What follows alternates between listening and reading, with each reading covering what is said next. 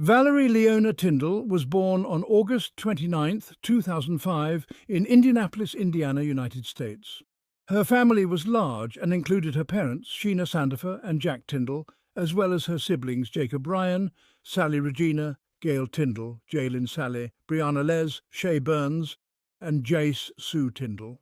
Valerie, one of the middle daughters, had a radiant personality reflected in her beautiful and contagious smile. Her family described her as a sweet young woman who was intelligent, fun, and had a fantastic sense of humour. She loved singing, creating videos for her social media accounts, and spending time with her friends and family, especially her younger cousins. In 2017, Valerie's family decided to move away from Indianapolis, relocating to Arlington, a smaller city in Rush County, Indiana. The family's move was not random, according to her mother, Sheena. They had left the state capital because of a violent incident that had involved Valerie and caused her trauma at a young age. However, her mother kept the details of this incident private, and little was known about the event. Despite the trauma, Valerie displayed no signs of bitterness. She continued smiling, embodying her resilience and perseverance. She was known for her constancy and her determination to achieve her goals. Valerie attended Roseville Consolidated High School and was set to graduate in 2024. She had big plans for her future, aiming to study veterinary medicine due to her deep love for animals. This passion was evident in her relationship with her beloved Boston Terrier, Lazy, who was her favourite pet. Alongside her studies, Valerie worked during her free time after school and on weekends to earn money. Her first job experiences were in two well-known fast food chains, but eventually she began working in the gardening business owned by her family's neighbour, Patrick Scott. Patrick Scott was born on November 25, 1964, and was married to Linda, with whom he had a daughter. The Scotts owned two properties on Oak Street and lived behind Valerie's family. Over time, the two families became close, often spending time together. Valerie not only worked for Patrick, but also spent time with his family, including his granddaughter, with whom she was friends. Initially, this arrangement provided comfort to Valerie's parents, because they felt confident that she was working for someone they could trust. However, at some point, Sheena began to grow uncomfortable with certain behaviours displayed by Patrick. One thing that especially bothered her was that Patrick had registered Valerie's phone with a location tracking service that he used to monitor his family's devices. Valerie mentioned this to her mother, who found it strange and concerning, but Valerie didn't consider it a major issue and continued with her usual activities. On the morning of Wednesday, June 7, 2023, the school year had just ended, and the day started like any other in the Tindall household. Since Valerie no longer had classes, she had more free time and had spent part of the morning washing her clothes and listening to music. At one point, she asked her father, Jack, for permission to work for a couple of hours before noon. Jack agreed, and Valerie left the house in her green Ford Wave. Unbeknownst to her father, this would be the beginning of a nightmare for the Tindall family. Sheena was not home when Valerie left that morning. When she returned later in the day, she was surprised to discover that Valerie had not returned home yet. This was particularly odd because Valerie didn't usually work on Wednesdays. As time passed and Valerie still had not come home, Sheena's surprise turned to deep concern, and the family began to worry about what might have happened to their daughter. The parents began to call Valerie, but received no response. After several unsuccessful attempts, they decided to contact Patrick to inquire about her. Nothing prepared them for the response they received. The neighbour informed them that he'd not called Valerie to work that day. This information immediately set off alarms for her parents, who began to wonder if Valerie had lied to them to meet up with a boy. However, even people outside the family circle believed that Valerie had gone to work. They asked her friends, thinking she might have confided in them if she were pulling a teenage prank. Unfortunately, that didn't work either, as none of her friends had any knowledge of her whereabouts.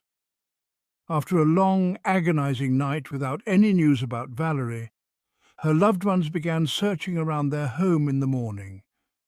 When their efforts yielded no results, they turned to the authorities and reported her missing. Sheena clung to the hope that her daughter would return at any moment, perhaps having run away, but as the hours passed, hopelessness began to creep in, along with a growing fear that something bad had happened to her. Relatives, friends and neighbours in Arlington joined the search, working alongside the police to find any clue that might lead them to Valerie. Many people came forward to help the distressed parents, offering assistance both personally and through social media. Patrick and his wife Linda were not an exception. They visited Valerie's parents several times, trying to reassure them by saying that the girl had probably run away and would return soon. Patrick even contributed to distributing flyers. Despite the Scots' insistence on the runaway theory, Sheena and Jack found it harder to believe as time went on. Aside from the typical rebelliousness of her age, they had no significant problems with Valerie. It was unthinkable that she would leave without communicating with her family or friends. Moreover, Valerie hadn't posted anything on her social media, which was highly unusual for her. On Saturday, June 10th, 3 days after Valerie went missing, Indiana authorities activated a Silver Alert, a system used to locate missing persons. The notice shared by the police described Valerie as a 17-year-old white girl with brown hair and hazel eyes. She was 1.70 meters tall and weighed approximately 73 kilograms. The alert also stated that Valerie could be in extreme danger or in need of medical attention. Anyone with information was urged to contact the Rush County Sheriff's Department. As part of the investigation, detectives spoke with Valerie's family and acquaintances, including the Scott family. Patrick, in particular, was interviewed by detectives from the Los Angeles Police Department. During the interview, Patrick repeated that Valerie did not work on Wednesdays and that he hadn't seen her on the day of her disappearance. However, investigators soon began gathering evidence that contradicted his story. Witnesses reported seeing Patrick with Valerie on June 7th, and others claimed they saw him driving her car that same day. Additionally, someone provided Valerie's parents with a crucial piece of information. They had overheard Patrick telling Valerie that he would take her out to lunch at a special place. To add to the suspicion, shortly after Valerie's disappearance, one of her sisters witnessed Patrick demolishing and burning a shed on his property, an event that was confirmed by a neighbour. Another significant development occurred on June 26th, when police officers discovered Valerie's car parked in an apartment complex in Shelbyville. The officers confronted Patrick with the new information, informing him that Valerie's car had been found, an important fact that hadn't yet been made public, not even to Valerie's parents. Faced with mounting evidence, Patrick changed his story. According to official documents, in his second version of events, Patrick admitted that he had seen Valerie on June 7th. He claimed that they had met at a condominium called South High Gardens, located in Shelbyville, and left together. He further explained that, while they were returning, Valerie asked him to drop her off about 5 miles south of Arlington, where she was supposed to meet a boy. He stated that he watched her get into a pale blue car, which then drove off in the direction of Roseville. During the interviews, Patrick, the Tindall neighbour, admitted that he had found Valerie's car after her disappearance and had driven it to the Berwick apartments in Shelbyville, where he left it parked. According to court documents, he also repeatedly claimed that Valerie's father had behaved inappropriately with her and expressed his opinion that she had run away. By the end of June, once it was clear that Patrick had lied to police during his initial interviews about the last time he saw Valerie, Authorities arrested him and charged him with providing false information. However, this was the only crime they could prove at that time, and Patrick was released on bail while the investigation continued. In August, the Federal Bureau of Investigation, FBI, joined the Rush County Sheriff's team to assist in the investigation.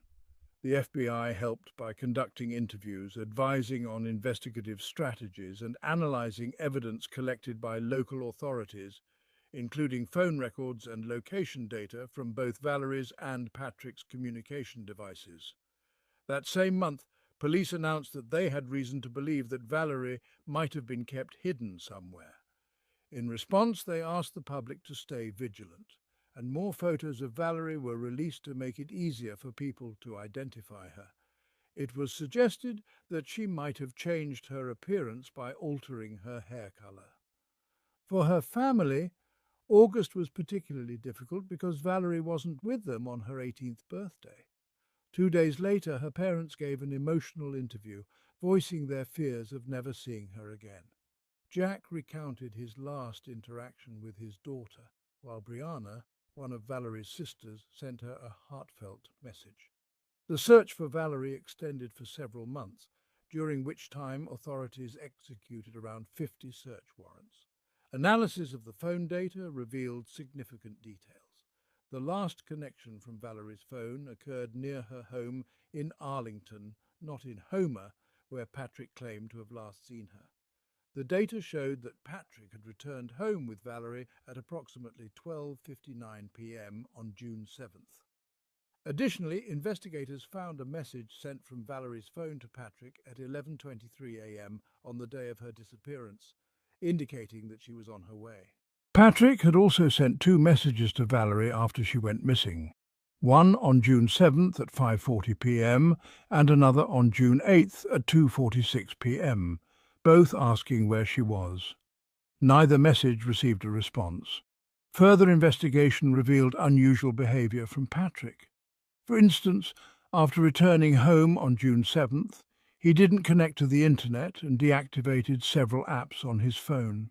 However, the health app on his device registered intense physical activity beginning at 1:35 p.m. that day. These findings kept Patrick under scrutiny and led authorities to a major operation on October 11th, focusing on a pond east of his property. A team of cadaver dogs was deployed, and they gave positive signals when inspecting the water, suggesting the presence of human remains. Although divers found no remains and a sonar inspection yielded no results, investigators felt encouraged by the dogs' reaction. The trainer explained that the scent the dogs detected could have been carried there by water currents, or even the wind. Notably, the wind was blowing from another of Patrick's properties toward the pond on the day of the inspection. The next day, October 12, 2023, a flyover was conducted over Patrick's properties, revealing several striking changes to the landscape. Around the same time, investigators discovered that Patrick had visited a well-known home improvement store on June 8th, the day after Valerie's disappearance, where he purchased slats and fiberboards. The accumulation of evidence, including these latest discoveries, was enough for a judge to grant search warrants for the Scott couple's properties in order to search for human remains and other evidence related to Valerie's case. At least 40 agents from various law enforcement agencies gathered at Patrick's 2 properties on Oak Street to execute the search warrants. On one of the properties, they found a pile of rubble, dirt, and a hole. When the officers began digging, they uncovered a box wrapped in a tarp containing papers and videotapes. As they continued to dig, a second box was discovered, and almost immediately the air was filled with the unmistakable odour of decomposition. Upon removing the tarp, they found it was an identical box, but this one was sealed with adhesive tape. Inside, investigators found a tightly wrapped bag, and when they opened it, they discovered human remains. One of the detectives quickly noticed that one of the hands still had orange nail polish that matched what Valerie had been wearing on the day she disappeared. At the time of the discovery, Patrick and his wife Linda were not at the property but were under surveillance at another residence. Patrick was immediately arrested without incident and taken to the Ross County Police Headquarters, where his wife was also brought in. After being read his rights, Patrick was interviewed by officers, during which he confessed to taking Valerie's life on the day she disappeared. He was charged with murder and informed that he would remain in the county jail as the case progressed. The following day, Ross County Sheriff Alan Rise held a press conference joined by representatives from other agencies involved in the investigation.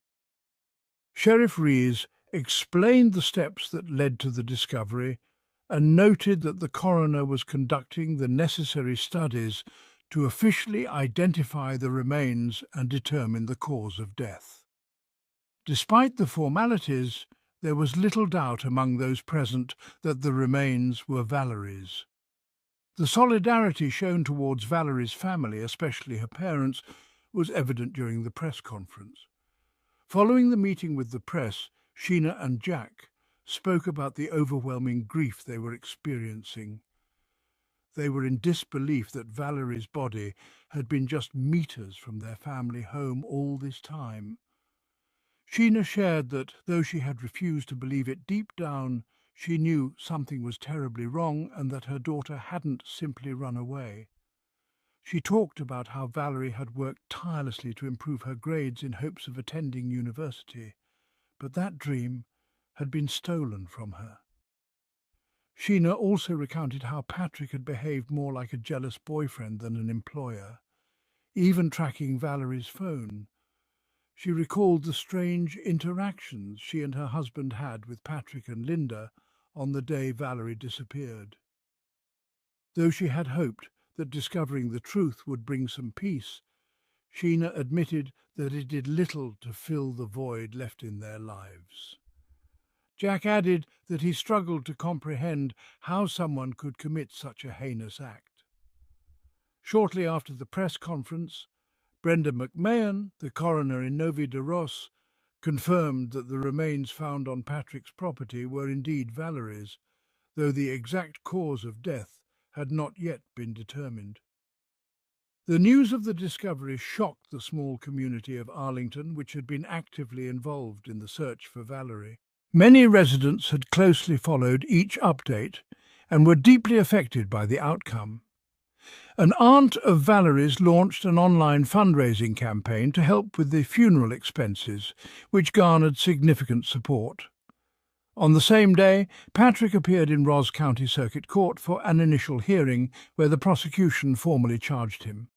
At 59 years old, Patrick now faced not only charges for Valerie's murder, but also felony obstruction of justice and misdemeanor charges for providing false information, which had been filed back in June at the start of the investigation. Patrick was held without bail, awaiting a trial scheduled for April 2024. The official documents revealed the details Patrick provided in his confession after being arrested. According to him, Valerie had tried to seduce him, beginning to undress as a way to blackmail him into buying her a new car. Patrick claimed that this was something he couldn't allow, leading to a struggle. He admitted to placing his belt around her neck and applying pressure until she stopped struggling. When asked if he had intended to kill Valerie, he replied that he hadn't, saying it just happened. The detective conducting the interrogation wanted to know how Patrick felt after Valerie's death, asking if he felt any remorse or concern. Patrick responded that he wasn't too disturbed by it. Regarding the concealment of Valerie's body, Patrick explained that initially he didn't know what to do, so he placed her body in his home office and left it there until the next morning. In his confession, he went on to describe how, on June 9, 2023, he left his house to purchase materials needed to construct a box in which to bury her remains. Once the box was ready, He wrapped Valerie's body in plastic, placed it inside the box, and secured it with screws. He used a dolly to transport the box from his office to a hole that was already dug, and then covered everything with a shovel. Patrick insisted that he had acted alone and had never told anyone about what he did, including his wife and daughter, who were unaware of his actions.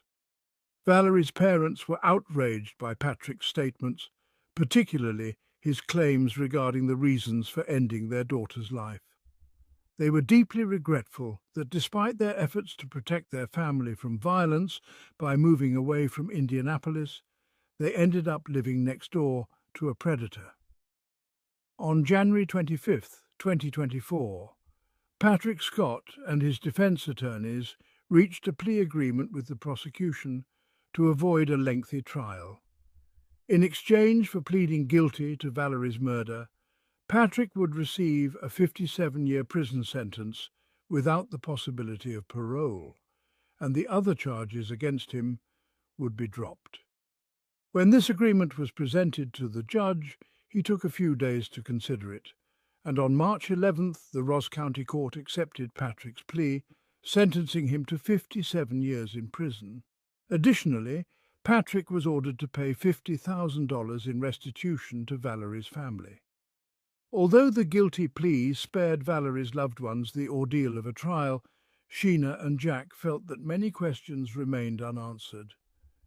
During an interview with a digital media outlet from Indiana, the Tindalls expressed that they had no reason to believe Patrick's story, especially since he had lied for 6 months while they were desperately searching for their daughter. They firmly rejected Patrick's claim that Valerie had tried to seduce him or had asked him for a new car.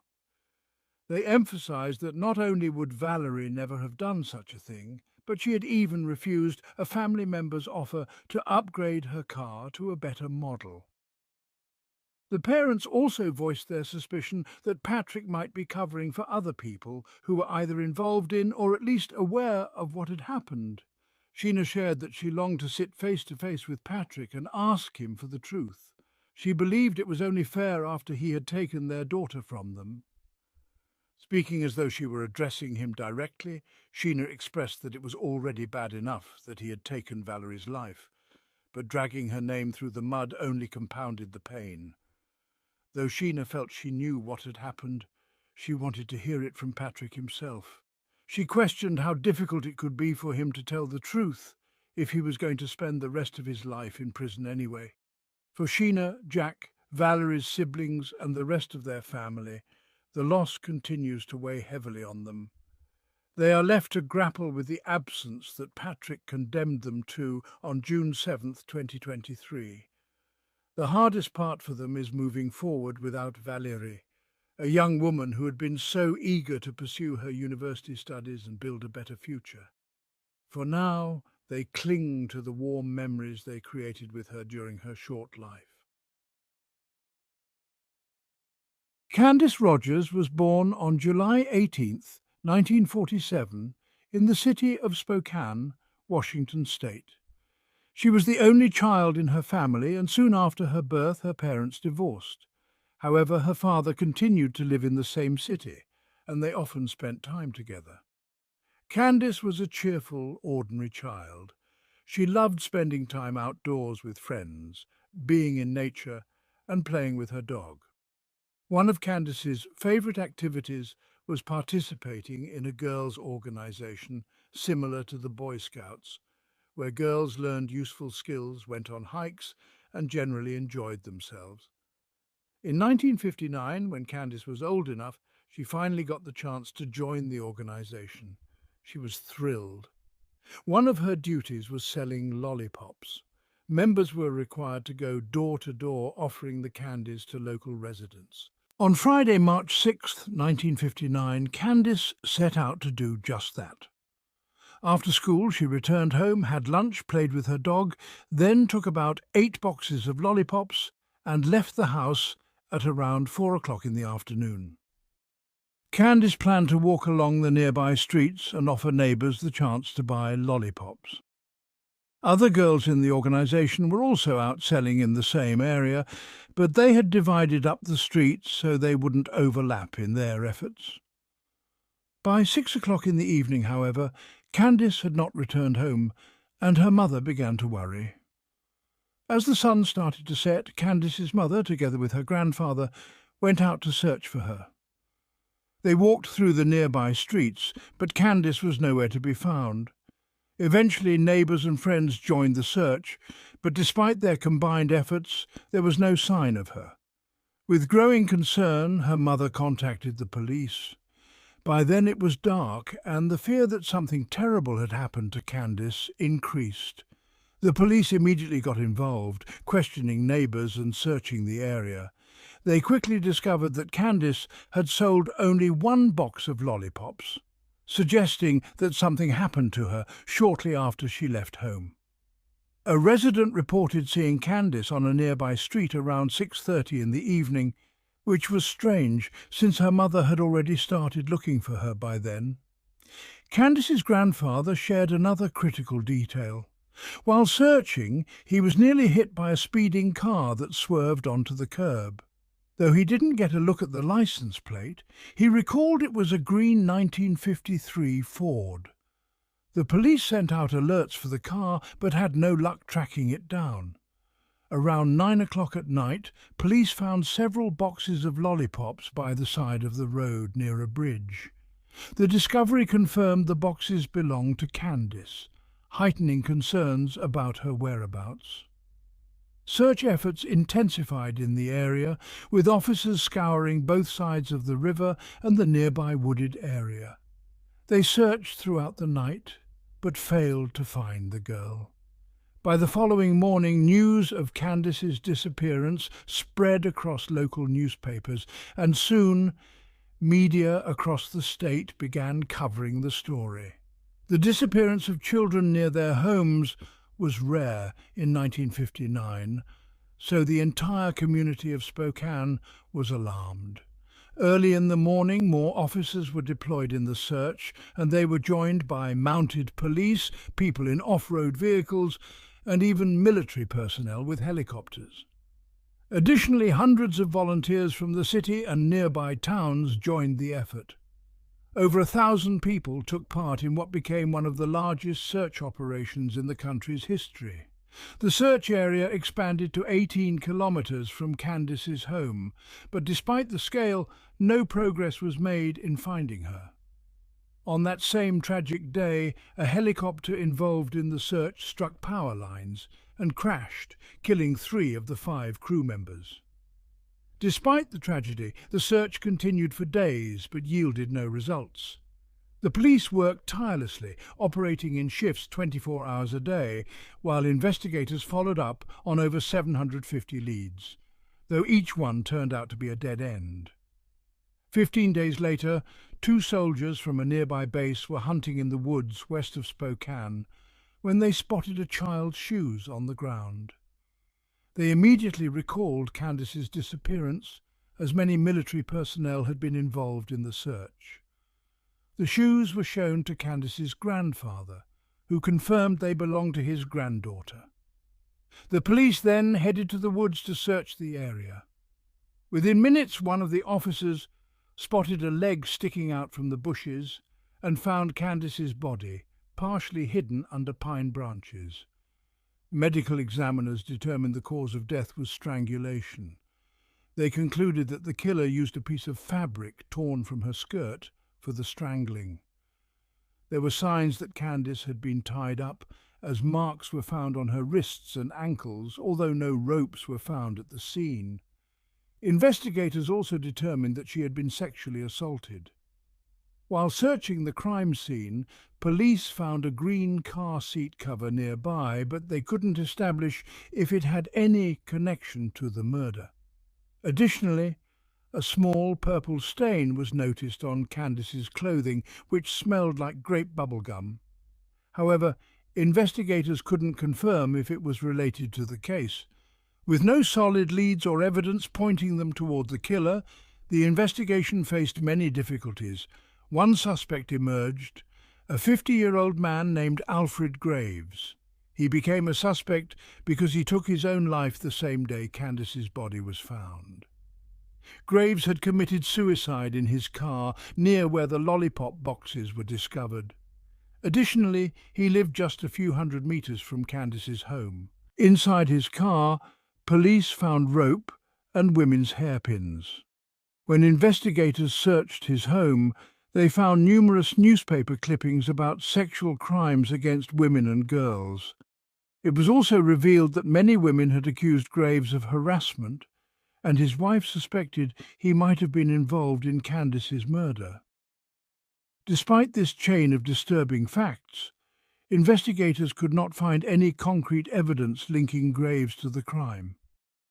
Police continued investigating other suspects, though their list grew larger by the day. Months after the murder, they had compiled a massive list of names and checked each one carefully. However, they were no closer to finding Candace's killer. Later, suspicion fell on another man, a serial killer named Hugh Morse, who had been arrested in 1961 for a series of crimes. Investigators believed he might be connected to Candace's case, but no concrete evidence ever emerged linking him to her murder either. Around 9 p.m., an hour after Candace was last seen, police discovered several boxes of candy near the road by a bridge.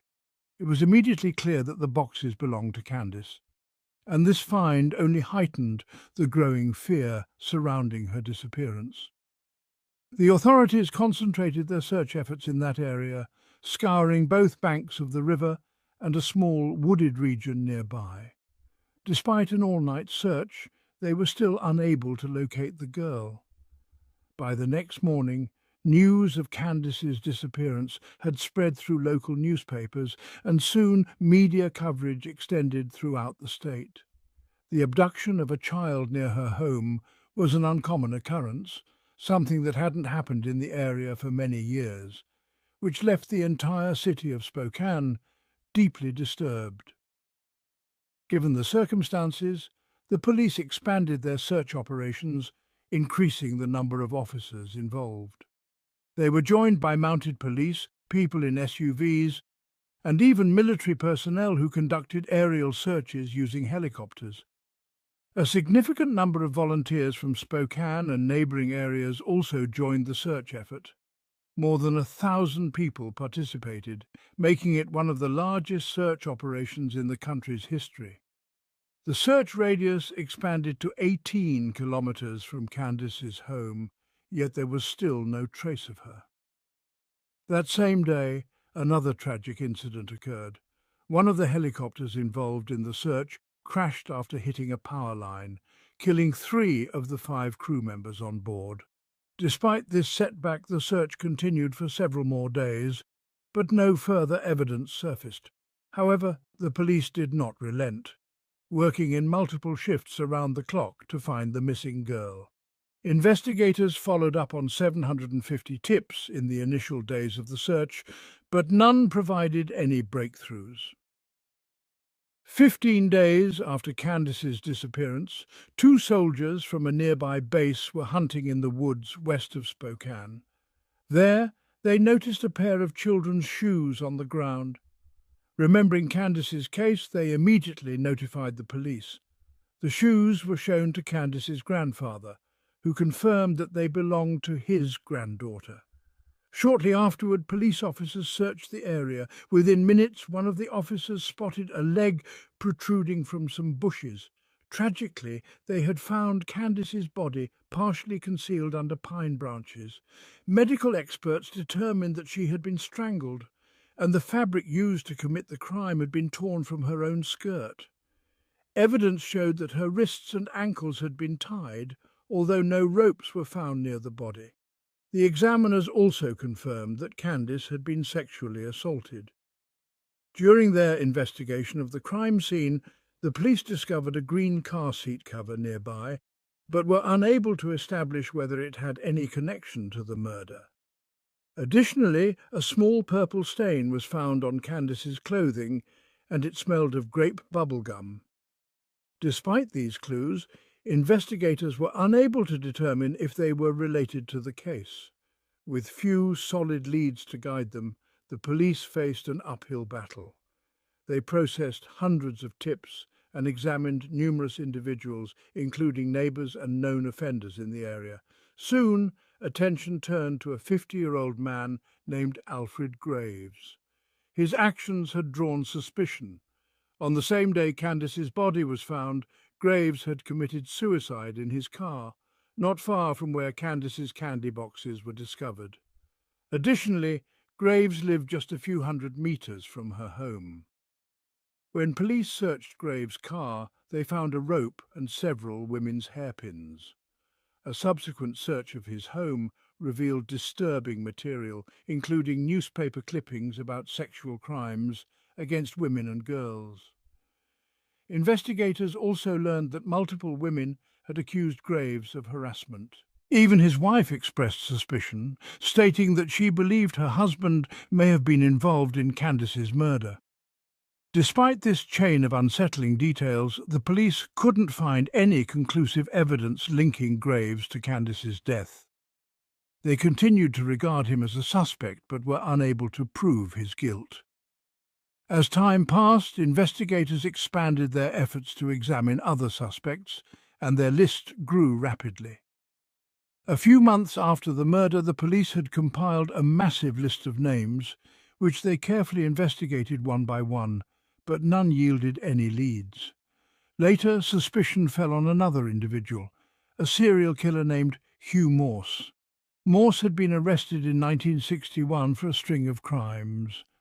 One particularly intriguing detail about him was that he was known to frequently chew grape-flavoured gum, a fact that seemed relevant given the small purple stain found on Candace's clothing.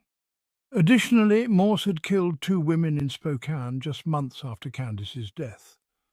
Morse's criminal record extended back to his youth. He had first been arrested for harassing a woman, although he faced no real punishment, being discharged from the army instead. Following that incident, Morse committed a series of robberies in Los Angeles, for which he served only 6 months in prison. Upon his release, he lured 2 8-year-old girls to a remote location by promising them ice cream, where he then assaulted them. Morse was once again arrested for this offence. However, despite the circumstantial evidence linking him to Candace's murder, no definitive proof ever emerged and the case remained unsolved. Despite his crimes, Hugh Morse initially managed to avoid prison. After being declared a sexual psychopath by a medical commission, he was sent to a closed hospital. 2 years later, doctors deemed him cured and released him. He moved to Spokane, where he began peeping at women through their windows. In November, Morse escalated his behaviour, breaking into the home of a 28-year-old woman, raping her and then killing her. 10 months later, he repeated this pattern with a 69-year-old woman. A month after that, he attacked another woman, stabbing her multiple times. Though this victim survived, Morse continued his spree, attacking women and girls, often using a knife and killing 2 more victims. He constantly moved between cities and states, eluding capture until the FBI took over the case. He was added to the FBI's 10 most wanted list and was soon apprehended. Morse was sentenced to several life terms, but even after his conviction, detectives in Candace's case visited him multiple times, suspecting his involvement. Although Morse denied any connection to Candace's murder and even passed a polygraph test, the test results were considered unreliable. Despite Morse's history and the fact that he lived in Spokane at the time of Candace's death, no evidence directly linked him to the crime. Another suspect was 49-year-old Howard Barnett, who had been arrested in February 1960 on suspicion of molesting an underage girl. A few days after his arrest, Barnett committed suicide in his Spokane jail cell. Before his death, he scrawled a cryptic message on the wall with his own blood: "I have sinned before the Lord." His wife, learning of her husband's arrest only after his death, asked the police if he had killed Candace. Detectives looked into his possible involvement, but once again found no evidence to prove his guilt. Still, Barnett remained one of the prime suspects, especially since he had lived on the same street as Candice for many years. Despite these leads, police continued to search for answers, collecting new tips and considering additional suspects. One breakthrough came when a woman reported seeing a green car following Candice on the day she disappeared. The police renewed their efforts to find the car, but this lead also went nowhere. Over the following decades, the case occasionally resurfaced in the public eye, but no new evidence came to light. False confessions added another layer of complexity to the investigation. Over time, 13 people falsely confessed to murdering Candice, but in each case the police determined they were lying. These individuals could not provide any details that only the killer would know, and merely repeated information that had been reported in the newspapers. False confessions are a common occurrence in high-profile cases, with people often admitting to crimes they did not commit. Throughout the investigation, many detectives worked on the case, hoping to be the one to finally solve it. The murder of Candice was one of the most notorious and mysterious cases in Spokane's history, leaving a lasting impact on the community. Before Candice's death, parents were not afraid to let their children play outside freely. Afterward, many reconsidered their views on safety. In the early 2000s, the case was reopened, and a new detective decided to use modern technology.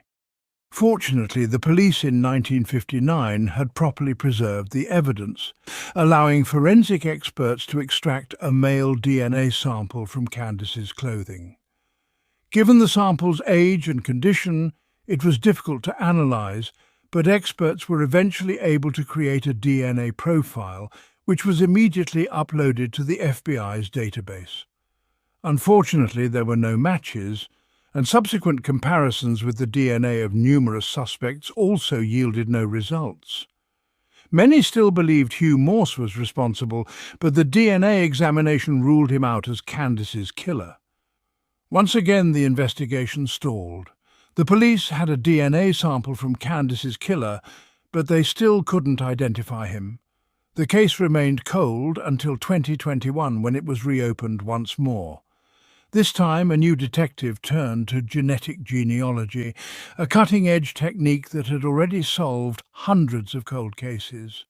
The detective contacted several laboratories specializing in this type of analysis, but initial attempts to use the DNA sample failed.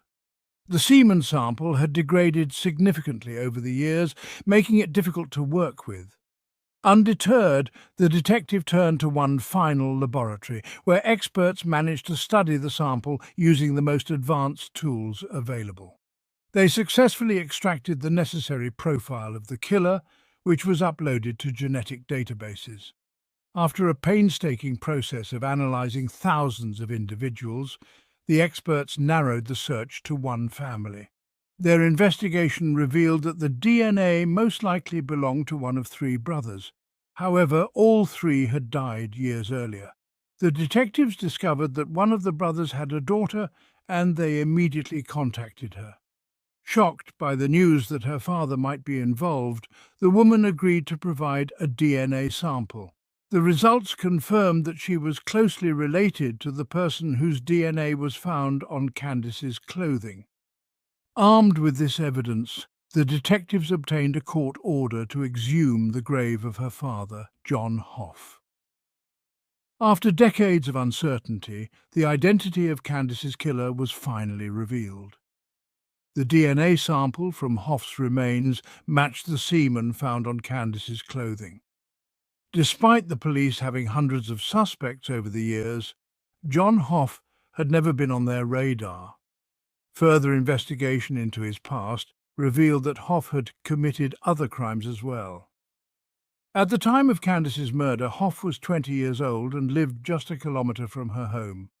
He also served in the army at a base near where Candice's body was found. 2 years after Candice's murder, Hoff attacked another woman, tying her up and assaulting her before attempting to kill her. However, the victim survived, and Hoff was arrested. Shockingly, he was sentenced to only 6 months in prison and was dishonourably discharged from the army. After his release, Hoff went on to lead a seemingly ordinary life. He married and had 4 children, 2 sons and 2 daughters. He worked various jobs, and at one point, while working at a food packaging plant, he suffered a serious chemical burn to his face, which left permanent scars. Hoff's life came to an end in June 1970, 11 years after Candace's murder, when he committed suicide. He left no suicide note. Investigators later discovered that Candace may have known Hoff. She had been friends with his younger sister, who was 10 at the time. After Candace's death, Hoff's sister recalled crying in her brother's arms, never suspecting that he had been the one to kill her friend. Tragically, Candace's parents did not live to see their daughter's killer brought to justice.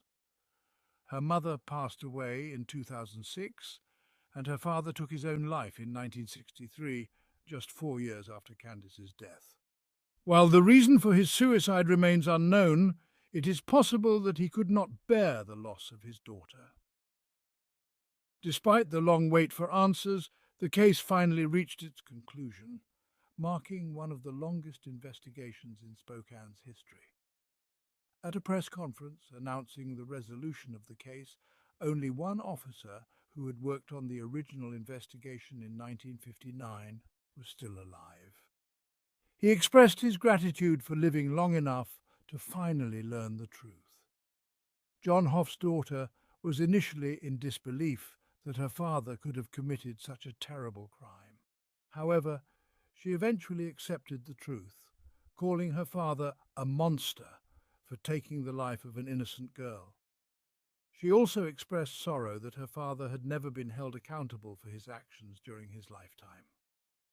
In a dark twist, Hoff committed suicide when his daughter was 9 years old, the same age as Candace at the time of her murder. Whether there was any significance to this timing remains unknown, and we may never find out. Janelle Patton was born on June 30th, 1972, in Sydney, Australia. As the only child in her family, her parents devoted all their attention and love to her from childhood. Janelle had a deep passion for music. She played both the piano and clarinet and participated in a school musical group. After finishing school, Janelle entered university to study medicine, but a year later she decided to leave school and focus on her career. She got a job at a bank, where she successfully built her career over the next few years. However, as time went on, Janelle began to feel that life in the big city, with all its difficulties and problems, was having a negative effect on her. She started thinking about moving. In October of the year when she was 27, Janelle made the decision to move to a small island called Norfolk, located nearly 1,500 kilometres from Australia, but still part of it. At that time, Norfolk had its own local laws and customs. The island had a population of only about 2,000 people, so the residents knew each other well. Due to the island's remoteness from civilization, new people rarely appeared there, except for tourists. Norfolk was popular with residents of both Australia and New Zealand. Janelle quickly got acquainted with the islanders and soon adapted to their laid-back way of life. The island's atmosphere was reminiscent of life in a small town, with the added isolation of being surrounded by the ocean for hundreds of kilometres. Because of this isolation, the island's inhabitants made an effort to get along, as they had no real alternative. In late 2002, Janelle's parents decided to visit her, and Janelle was eagerly anticipating their arrival. They flew to the island on May 30th, and throughout that day, Janelle showed them the main sights of Norfolk and helped them get settled. Since there wasn't space for her parents to stay with her, they rented a hotel room. The next morning, after finishing work at around 11 a.m., Janelle went on her usual walk. She had a daily routine of walking a short route from her house to an observation deck on the edge of the island. Her parents expected her to join them at the hotel around noon. But when she didn't show up, they assumed she had been delayed. They decided to go for a walk, leaving a note on the door for Janelle. When her parents returned at around 2:30 p.m., they found that the note was still there, untouched. They began to worry when they realized Janelle hadn't stopped by. They tried calling her, but she didn't answer. This was concerning, as it was a small island, and they couldn't imagine where she might have gone. Her parents went to her house, finding the front door unlocked, a common practice on Norfolk, as crimes were extremely rare. There was no sign of Janelle inside the house, but her car was parked nearby. As they were looking around, one of Janelle's friends arrived. They told her they hadn't been able to contact Janelle all day, and the friend suggested that they check the route Janelle usually walked. The three of them walked the entire route but found no trace of Janelle. Her parents returned to the hotel and informed the manager, who made several phone calls to various people, asking if anyone had seen her. Unfortunately, no one had. By this time, it was already around 8 p.m. Her parents decided to contact the police. They told the officers that their daughter had been missing all day. Shortly after, they were called to the station, where the police informed them that about an hour before their call, a tourist from New Zealand had discovered a body near a waterfall. The tourist had spotted a large black bag and upon closer inspection saw human hands protruding from it. The police had arrived at the scene and found the body of a woman who had suffered many visible injuries and whose clothes were partially missing. At the time of Janelle's parents' visit to the police station, investigators had just begun examining the crime scene. Given the timing, they suspected the deceased could be their daughter. To spare the parents the trauma of identification, they called Janelle's neighbour, from whom she rented her house. The neighbour went to the scene and confirmed that the body was indeed Janelle. The police then handed over the body to medical experts for further investigation. However, after visual inspection, they already understood that most likely it was a murder. The residents of the island were shocked by this news, as the last murder there occurred in 1893, and even less serious crimes were a great rarity. The local police practically never encountered anything more serious than fights and domestic disputes, but now they had to search for a killer. For this reason, they immediately requested help from Australian investigators who quickly flew to the island. Medical experts found 64 injuries on the victim's body, including abrasions and cuts left by some sharp object like broken glass. In confirmation of this version, they found particles of glass in Janelle's hair, which apparently related to a broken bottle. In addition, bruises were found on the victim's wrists, as if someone had held her by the hands. At the same time, experts admitted that the victim was being held at the very moment when she was injured, which indicated that there could have been several criminals involved. Along with the cuts left by the glass, there were also wounds consistent with a knife. The criminals left microscopic particles of green and white paint on Janelle's body, which were also present on her clothes and in her hair. According to experts, the paint could have gotten on the victim's body directly from his car, for example, when he was disposing of the body. However, the experts could not find any traces of abuse, and at least partially missing clothes indicated this motive. Nonetheless, they managed to find a third-party DNA sample on the victim's body, but it belonged to some unknown woman. The situation was complicated by rain, which could have washed away important clues such as boot prints, blood, and other biological samples. However, the rain made it possible to determine that the criminal had hidden the victim's body before it began, since there were puddles on the black oilcloth, meaning Janelle had lain there for at least 3 hours before her discovery. While the experts tried to find any evidence, the police began reconstructing the last hours of her life. After work, the woman went to the store and then headed home. Around the same time, the owner of the house arrived and saw Janelle heading out for her daily walk. About 10 minutes later, another local resident drove along this road and saw Janelle. The next witness, who lived almost at the end of this route, also noticed the woman, and this time she was standing next to a white car and talking to the driver. According to the witness, it seemed there were two men in the car, but she admitted it could have been one. 5 minutes later, two witnesses living near this road heard something in the distance resembling a child's cry. Another man heard a scream, but when he went outside to check what was going on, the sounds had already faded away. Thus, the police determined that the victim was attacked at approximately 11:45 a.m., just half an hour after the end of her work shift. Without receiving a single significant clue, they decided to send the black oilcloth in which Janelle was wrapped to the mainland so that it could be studied with advanced devices. Sometime later, they received the result. The experts found 10 different fingerprints on it, but all of them were partially smeared. Despite this, the detectives decided to try matches. They made a list of all the people who were on the island on the day of the murder and received more than 2,700 names, including local residents and tourists. The police asked all people aged 15 to 70 to voluntarily provide their fingerprints and DNA samples, but only half complied. However, the experts could not find a single fingerprint match.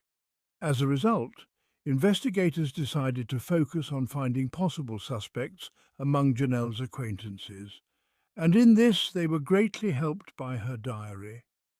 The woman regularly wrote about what was happening on the island and the relationships between its residents.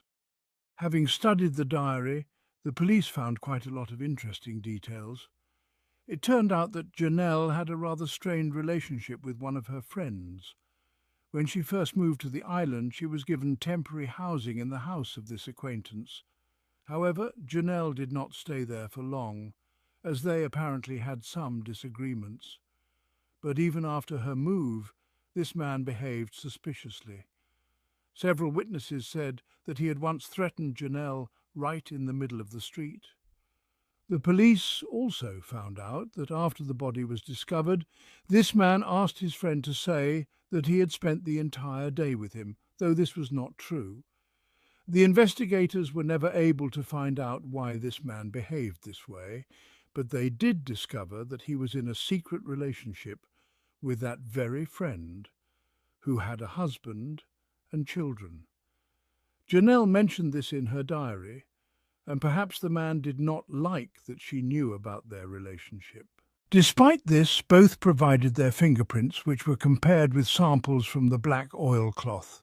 The police also searched their homes and cars, but could not find any leads. The next suspect was a man with whom Janelle had been in a relationship for 9 months. He was also checked for possible involvement, but the police could not find any evidence against him. In addition to this, the diary mentioned several other people with whom Janelle had strained relationships, but they all agreed to provide their fingerprints and DNA. At one point, the police even considered the victim's parents as suspects, since the murder happened the day after they arrived on the island. But this version did not hold up under investigation. Since then, there had been no progress in the case. For months, the police tried to find new suspects and re-examine the evidence, but this led to a dead end. At some point, they announced a substantial reward of $300,000 for information related to the case. However, none of the leads brought them any closer to catching the killer. 2 years later, investigators resumed the investigation. The first thing they did was review the collected fingerprint samples. Additionally, they added all the fingerprints collected from suspects in other cases that had occurred on the island over the last few years. All these prints were stored on paper, so the experts had to manually compare each one. This process took quite some time, but in the end, the detectives received the long-awaited call. The fingerprints of one of the suspects from another case matched two prints found on the black oilcloth in which Janelle's body had been wrapped. This person was a 20-year-old man named Glenn McNeil. Soon after Janelle's murder, the police had questioned him on suspicion of breaking into someone else's house, but he was not arrested. Despite this, his fingerprints had been taken and stored in the case file. The police also learned that McNeil had a white car in 2002, and as we recall, the witness saw the victim next to a similar car just a few minutes before her death. The police immediately began to search for Glenn McNeil to interrogate him, but he had left the island shortly after the murder. They located him in Brisbane, Australia, where he had started a new life. McNeil had a new job, a girlfriend, and no apparent criminal record. However, despite his seemingly normal life, the evidence linking him to Janelle's murder could not be ignored. Investigators flew to Brisbane to bring McNeil in for questioning. He denied knowing Janelle Patton and claimed to have no connection to her death. Nevertheless, his fingerprints found on the black oilcloth told a different story. McNeil couldn't explain how his fingerprints had ended up on the oilcloth, but the detectives felt they were close to solving the case. In addition to his fingerprints, police also focused on the fact that he had owned a white car around the time of the murder. They continued to investigate, searching for any further connections between McNeil and Janelle Patton. During this time, they re-examined his whereabouts on the day of the murder.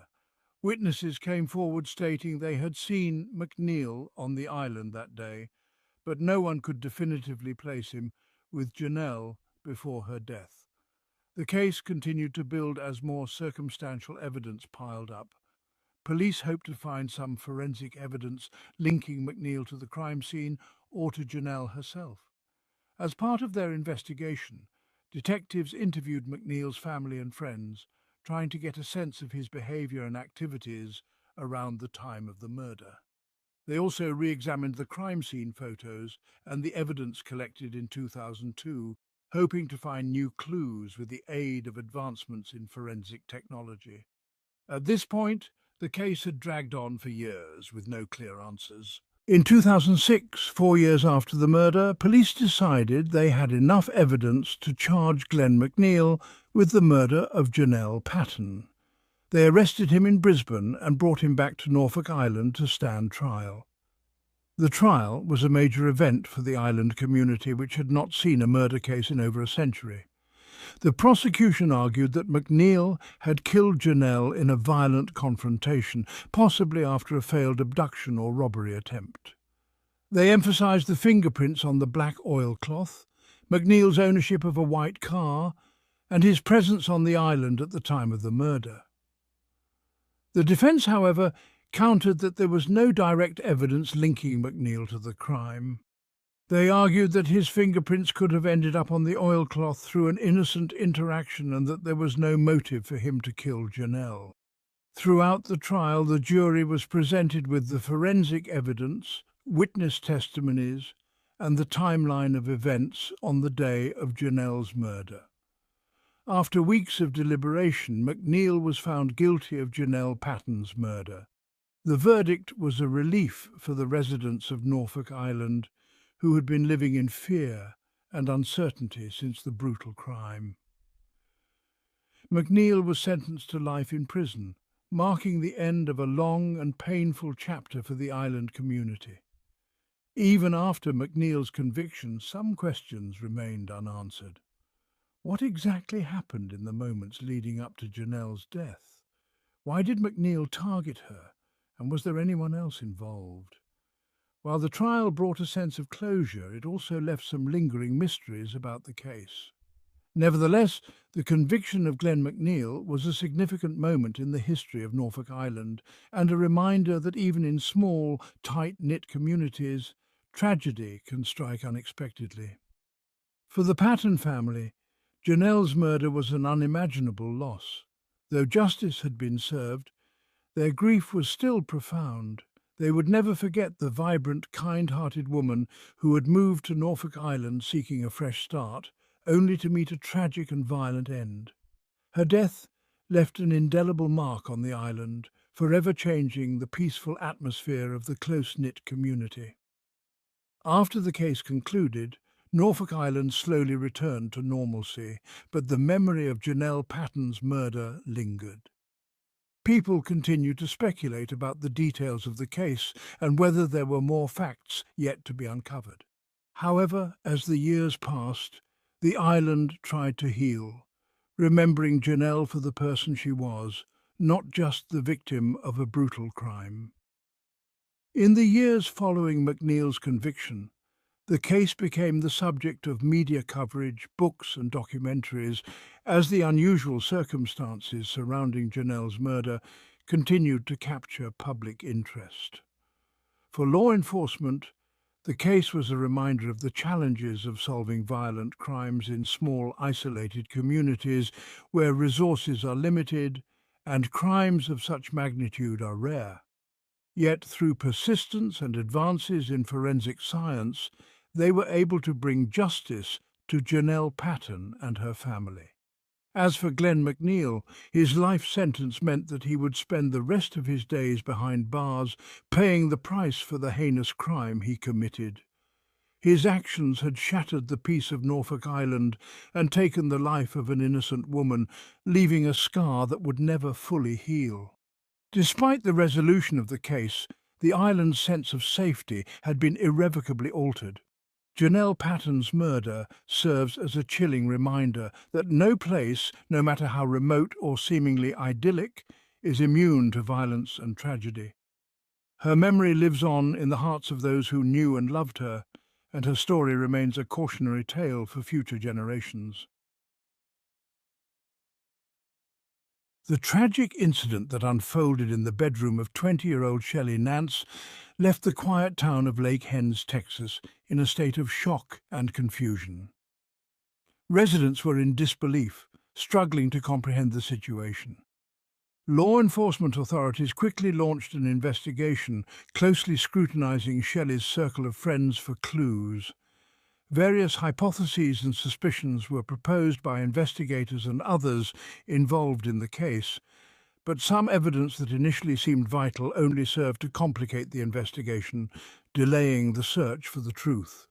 Would the police be able to solve this mysterious case and catch the culprit? Lake Hens, a suburb of bustling Dallas with its towering skyscrapers and financial might, is known for presenting a contrasting picture. Here, traditional family values prevail, and the town exudes a cozy atmosphere. The town is famed for its homes, many built during the 1950s and 60s, as well as its well-maintained tennis courts and the sight of children playing on verdant lawns. In the summertime, it's not uncommon to find young entrepreneurs selling homemade lemonade along the streets. The area has long attracted creative young people, many of whom come to study at the Dallas College of Art, a school renowned for its high-quality education. Situated in a scenic part of the city, the college enjoys a reputation that extends throughout Dallas. In 2009, Shelley Nance was a 20-year-old student at this college, learning the craft of animation. Her ambition was to one day move to California and work on video games and cartoons at Pixar. Shelley, the youngest of three sisters, had nurtured this dream since childhood, which she spent in the town of Italy, located about an hour south of Dallas. Those around her recognized Shelley's talent as early as the 5th grade, when she expressed her desire to become an artist. Shelley preferred spending time in her room working on the computer rather than playing outside with other children, finding joy in creating and capturing images effortlessly. Though Shelley didn't quite fit in at school, she knew her goals and worked hard to reach them. At the College of Art, Shelley's talent and dedication transformed her from an outsider into a star. Many were amazed by her artistic abilities, which stood out even among her peers. Shelley had finally found her element at the college, surrounded by like-minded individuals who appreciated her talent. During her freshman year, Shelley met Tyler, and by the following summer the two were a couple.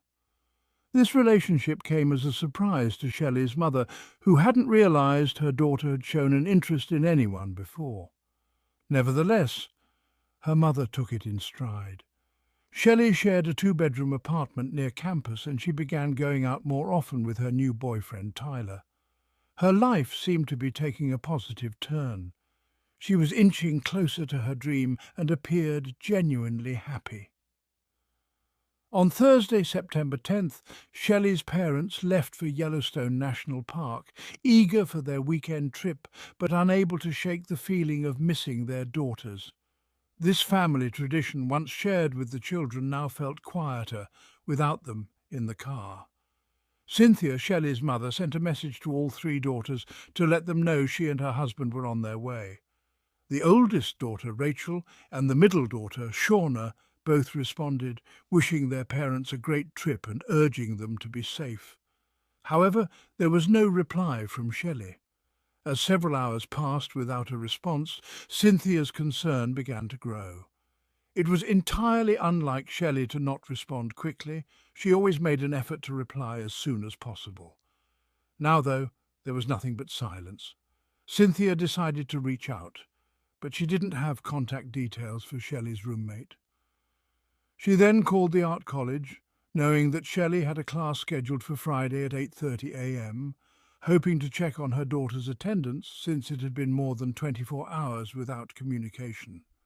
A college representative agreed to check and discovered that Shelley had not attended her class.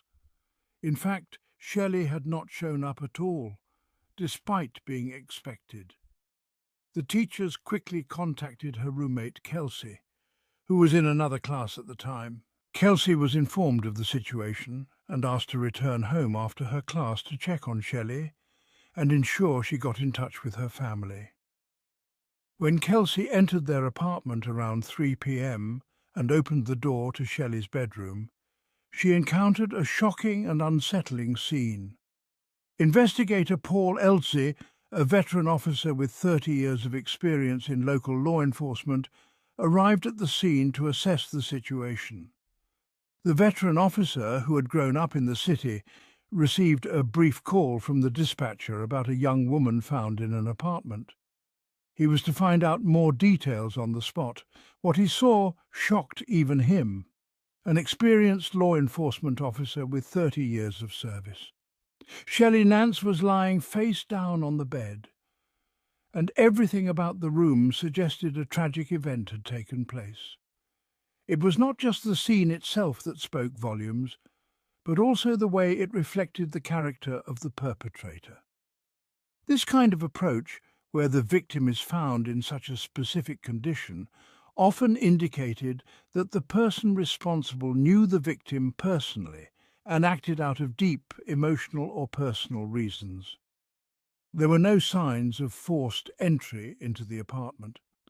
The windows were closed and the doors showed no signs of tampering, which led investigators to believe that Shelley may have known the person who entered.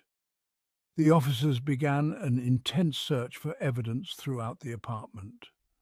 No object was found in the room that could be linked to any injuries Shelley sustained, which made the investigation even more perplexing. Samples were collected from her bed and other areas of the room for further analysis. The bathroom revealed a small stain on the side of the toilet, which, though small, might be significant. The investigators also discovered a tiny drop of an unknown substance on the bathroom sink. However, when Shelley's body was examined more thoroughly, something particularly curious was discovered. A small piece of blue fabric, no larger than 1 centimetre, was found stuck to her hand. Investigators were puzzled, as the fabric's origin was unclear. This clue could potentially be a breakthrough, but there was no immediate explanation for its presence. Based on the condition of her body, the event had taken place fairly recently. Shelley's electronic devices, her phone and computer, were seized by investigators to establish a more precise timeline of her last activities. After reviewing her phone messages and computer activity, police narrowed down the time of the incident to between 6 a.m. and 11 a.m. on Thursday, the same time Shelley's parents had tried to reach her while on their road trip.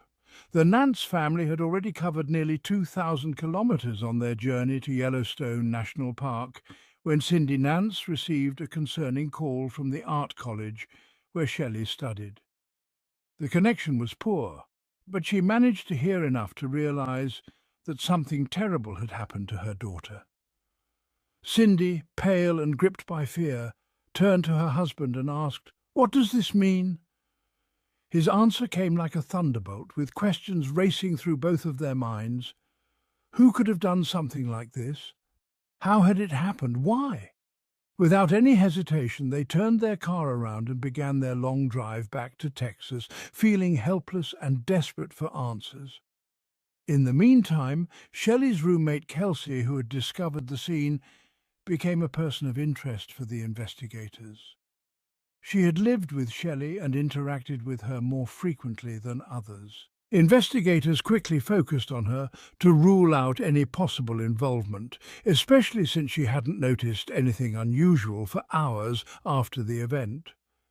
When questioned, Kelsey explained that she and Shelley had separate routines, and they often didn't see each other for days, despite living in the same apartment.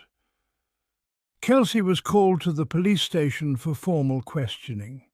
During the interrogation, investigators noticed that she remained surprisingly composed given the gravity of the situation. This calmness aroused suspicions, especially when parts of her story didn't add up.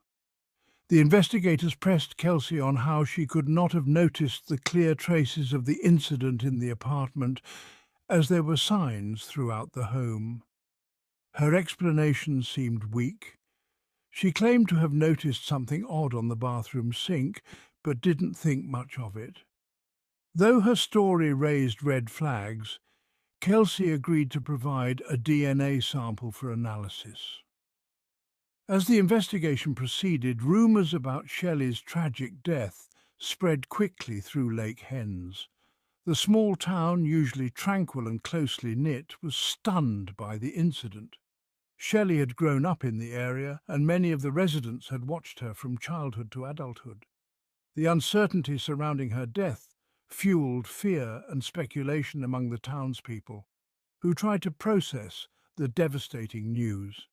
Meanwhile, the investigators turned their attention to Shelley's romantic relationships, specifically her boyfriend Tyler. The two had only been dating for 2 months, which made his involvement in her life relatively new. Tyler was called in for questioning, and during his interview he portrayed himself as a quiet, mild-mannered individual who had a deep affection for Shelley. He described how he had spent most of the days Shelley disappeared at college.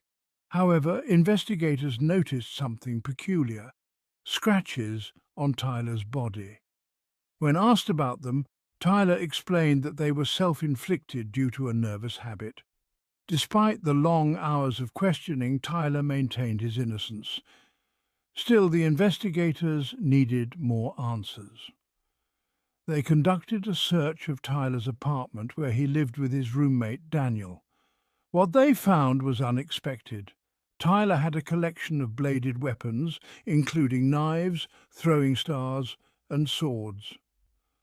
While Tyler claimed this collection was part of a harmless hobby, the discovery heightened suspicions. In Tyler's bathroom, investigators found a plastic bag containing hair and what appeared to be red stains. Tyler insisted that the bag wasn't his and that it had been planted there to frame him. Without sufficient evidence, the police were unable to make an immediate arrest.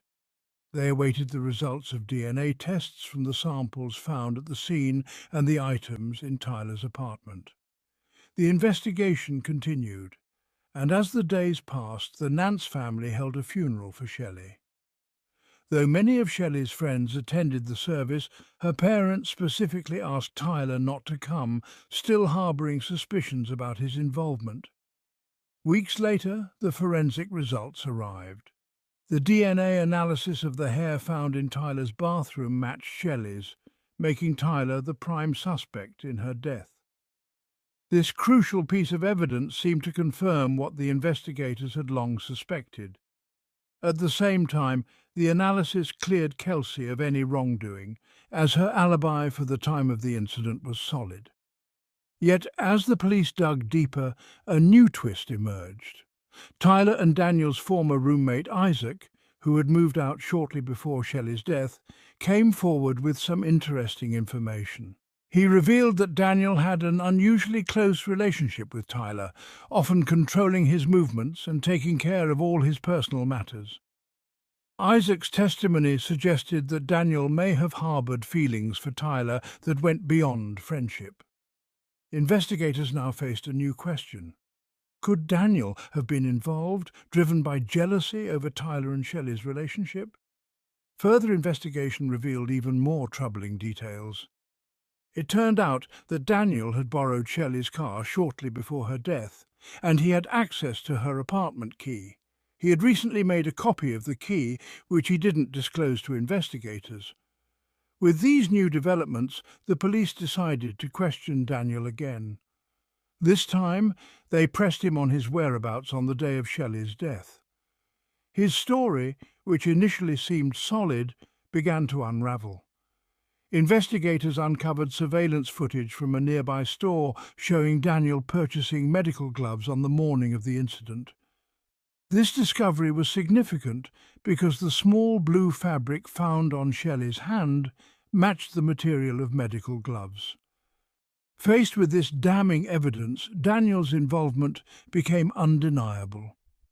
On November 4, 2009, nearly 2 months after Shelley's death, Daniel William was arrested and charged with her murder. In court, Daniel pleaded not guilty, but the prosecution presented a clear case. Daniel, jealous of Shelley's relationship with Tyler, had used his access to her apartment to commit the crime. His plan had been meticulous, but a single piece of fabric had ultimately led to his undoing. As the trial continued, more details about Daniel's complex personality and past interactions with Shelley emerged. Witnesses were called who testified to noticing odd behavior in Daniel long before Shelley's death. His intense attachment to Tyler had been noted by friends, and some of them expressed concerns about Daniel's growing possessiveness. He had reportedly been upset about Tyler dating Shelley, though he had never confronted either of them directly about it. In a particularly emotional moment during the trial, Tyler took the stand to testify about his relationship with both Shelley and Daniel. He admitted to feeling uneasy about Daniel's increasing interest in his personal life, but he had never imagined it would lead to such a tragic outcome. Tyler described Shelley as a caring and talented individual who had brought joy into his life, but now, because of Daniel's actions, he was left with a profound sense of loss and guilt for not recognizing the warning signs earlier. The prosecution meticulously laid out the timeline of events, piecing together Daniel's movements leading up to the day of the crime. Phone records, surveillance footage, and witness testimonies painted a picture of a man consumed by jealousy and desperation. On the day of Shelley's murder, Daniel had methodically planned his actions, ensuring he left as little evidence as possible. But the small blue fabric from the gloves and the forensic match to the hair found in Tyler's apartment had sealed his fate. As the trial came to a close, the jury deliberated for 2 days before returning with a guilty verdict. Daniel was sentenced to life in prison without the possibility of parole, bringing a sense of closure to Shelley's family and friends. However, the emotional scars left by the crime would linger for years. Tyler, though cleared of any involvement, struggled to rebuild his life in the aftermath of the trial. He moved away from Lake Hens, hoping to start fresh in a new city where he wouldn't be constantly reminded. Janelle Andrena Duarte Hilario was born in 2005 in San Francisco de Macorís, Dominican Republic. Her parents, Jenny Hilario and Wilson Duarte, were young when she was born. They met in the same neighborhood, leading to a casual relationship. When Jenny became pregnant, Wilson, despite his youth and street life, decided to embrace fatherhood with love and responsibility. Although their daughter was a blessing, they soon realized that they were not meant to be together as a couple. However, they maintained a friendly relationship, prioritizing their daughter's well-being, and never lived together. When Janelli was about 4 years old, Jenny got a job in Cotuí, about an hour away from their home. As a result, Wilson took over primary care of Janelli, living with his mother, who also played a major role in raising her. Janelli had a happy childhood, filled with dancing and playing with animals. Despite the geographical distance, she remained in regular contact with her mother, who visited frequently. Meanwhile, Wilson found comfort in Christianity and eventually started a new family. When Janelli was around 10 or 11, he presented her with a choice: to continue living with her grandmother or to move in with him and his new wife. To everyone's surprise, she chose to live with her mother in Cotuí, where Jenny had also embraced Christianity and started a new family, including 3 sons. From the outside, it seemed like Janelli had everything needed for a happy life. In one of these attempts, Janelli threw herself from a 4th floor but miraculously survived. She was admitted to a psychiatric centre where she received therapy and medication. Wilson mentioned that they had many conversations about her attraction to people of the same sex. From his perspective, he tried to guide her in what he believed to be the right path, as her sexual orientation conflicted with his religious beliefs. However, he always reassured her of his love as a father, emphasizing that while sin could be rejected, the sinner was not. Jenny shared the same beliefs and similarly hoped that Janelli would eventually change her mind and follow a life path they deemed correct based on their conservative and religious views.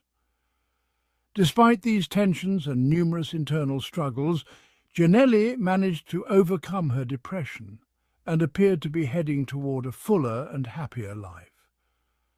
However, there were aspects of her personal life that she kept secret from her family. When she was 16, she met Ami Giraldo Peña, a young woman 3 years older than her, and what began as a friendship quickly developed into a romantic relationship. Ami, like Janelli, was attracted to people of the same sex. However, Ami's family's resistance to her sexual orientation wasn't rooted in faith, but rather in concerns over social image and recognition. Ami came from a family with a high economic standing where appearances mattered greatly. Her parents, both medical professionals, valued their reputation and did not permit their daughter to openly express a sexuality that did not conform to societal norms. Understanding her family's perspective, Ami kept her relationship with Janelli a secret, introducing her as just a best friend. On the other hand, Janelli's parents claimed not to know anything about Amy, as their daughter concealed the relationship from them. She likely did so in an attempt to appear as though she had changed, hoping to gain their acceptance. As this secret relationship continued, Janelli's parents persistently pressured her to, as they put it, leave that life. They encouraged her to find a boyfriend, and even expressed their desire for grandchildren in the near future. The pressure was overwhelming for the young girl, and at one point she promised her father that she would stop feeling attracted to women and would become the person he had always wanted her to be. On the surface, it appeared that she was trying to do just that. By the end of 2023, Jenny had moved to another city for work. Although they still saw each other every 15 days, Janelli, not wanting to stay alone in Cotuí, decided to move back to her paternal grandmother's home in San Francisco de Macorís. This move also involved leaving behind a broken heart, as she ended her relationship with Ami, determined to abandon the supposedly sinful life that her family rejected. Around that time, Janelli began a long-distance relationship with a boy living in the United States. They talked often during the day and had plans to meet in person once she finished high school, which was just a few months away. He sent her flowers, gifts, and even a promise ring, though some media outlets mistakenly reported that they were engaged. The truth was that the ring was merely symbolic. To her family and friends, it seemed as though Janelli was living one of the happiest moments of her life. Having spent about 4 months in San Francisco de Macorís, she had seemingly overcome her depression and was enjoying life with her new love. She spent time going to the beach, getting her nails and hair done, and enjoying the company of her dog, Lily. However, on Easter 2024, Jelly and her mother had agreed to meet in Cotuí, since the young girl was on school vacation and Jenny had a few days off from work. They planned to reunite on March 28th, but Janelli decided to go a couple of days early to spend time with her aunts and cousins while waiting for her mother. She stayed at one of her maternal aunt's homes. On March 26th, she told her aunt that she was going out with a friend, but did not provide further details about where she was going. She assured her that she would be back soon. Around 7 p.m., someone picked her up in a van. As the hours passed, no one was overly concerned at first. But when her boyfriend was unable to contact her, he reached out to Jenny, asking if her daughter was with her. Jenny hadn't heard from her daughter either, and the last message she had received from Janelli was at around 7 p.m. Concerned, she called her sister to check if the young girl had returned to her aunt's house. Realizing that no one knew where Janelli was, her family became increasingly anxious. 12 hours passed without hearing from her, which was highly unusual since she was always glued to her phone. On the morning of March 27th, one of Jenny's sisters sent her a news report that had started circulating on social media. The report indicated that at around 7 a.m. the lifeless body of a young woman had been found in a field in Quitasueño, a municipal district of Cotuí. The body had multiple visible stab wounds. Initially, the news report only provided a general physical description of the victim. However, as photographs of the body surfaced, one of Jelly's aunts recognized a tattoo and knew it was her niece. She immediately alerted Jenny, who went to the morgue to confirm the identification. The authorities revealed that Janelli had suffered at least 15 deep stab wounds across her body. Her throat had been slashed, and after she was already dead, her attackers attempted to burn her body by pouring gasoline on it, likely in an effort to destroy evidence or prevent identification. Her wallet, phone, and identification documents were missing from the scene. After Jenny identified her daughter's body, an autopsy was conducted. The preliminary forensic report showed that Janelli had numerous defensive wounds on the palms of her hands and the soles of her feet, indicating that she had fought fiercely for her life. The murder weapon was identified as a knife. The family was completely devastated by the news. They couldn't understand who could have committed such a monstrous crime against a young woman who had no known conflicts with anyone. As the family grieved and prepared to bury Jelly on March 28th, a young woman arrived at the local police station and turned herself in, confessing to the crime. It was none other than Ami Giraldo Peña, Janelli's ex-girlfriend, who had been considered her best friend by most people until that point. Ami, 21 years old, came to the station with her uncle, who encouraged her to confess. In her initial statement, Ami admitted to killing Janelli out of passion, revealing that she was the one who had picked her up in her father's truck that fateful night. She also confessed to using a rag soaked in ammonia to incapacitate her. Video footage obtained by the police confirmed this, showing Ami purchasing ammonia from a local store. Ami explained that after picking up Janelli, she drove to the location where her body was later found. On the way, she placed the ammonia-soaked rag over her face, causing her to lose consciousness. Once she stopped the truck, she stabbed her. The pain woke Janelli, who fought back, but Ami continued stabbing until she was dead. Ami admitted to dousing the body with gasoline, initially intending to set it on fire, but changed her mind at the last minute. Without further prompting, she insisted that no one else was involved in the crime. She claimed that everything took place at the location where the body was found. When investigators attempted to delve deeper, she refused to answer more questions. Her only additional explanation was that she had told Janelli that she no longer wanted to continue their relationship, but Janelli persisted, and she felt overwhelmed. However, according to investigators, there are inconsistencies in Ami's confession. First, given the severity of the wounds, more blood should have been present at the scene. This suggests that Janelli was likely killed elsewhere, and her body was moved to the field afterward.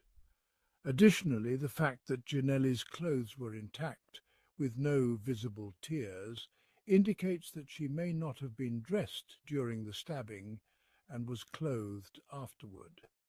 This raised suspicions about Amy's claim that she acted alone.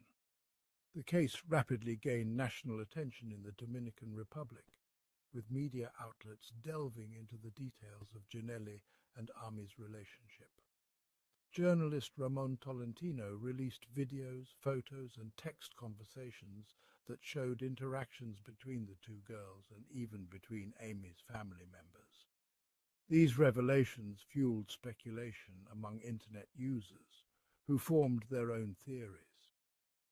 Many believed that the girls were still in contact despite the public breakup, and others suspected that Ami's family may have been involved in concealing the crime due to their status and connections. As the investigation progressed, police were able to recover Janelli's phone, which contained messages that indicated she was still in contact with Ami even after they had ended their relationship.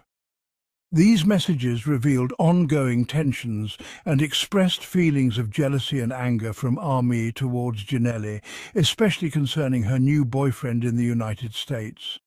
This led to further speculation that Amy's motivations for the murder were rooted in emotional turmoil and possessiveness. The media frenzy surrounding the case put pressure on the authorities to thoroughly investigate all possible angles.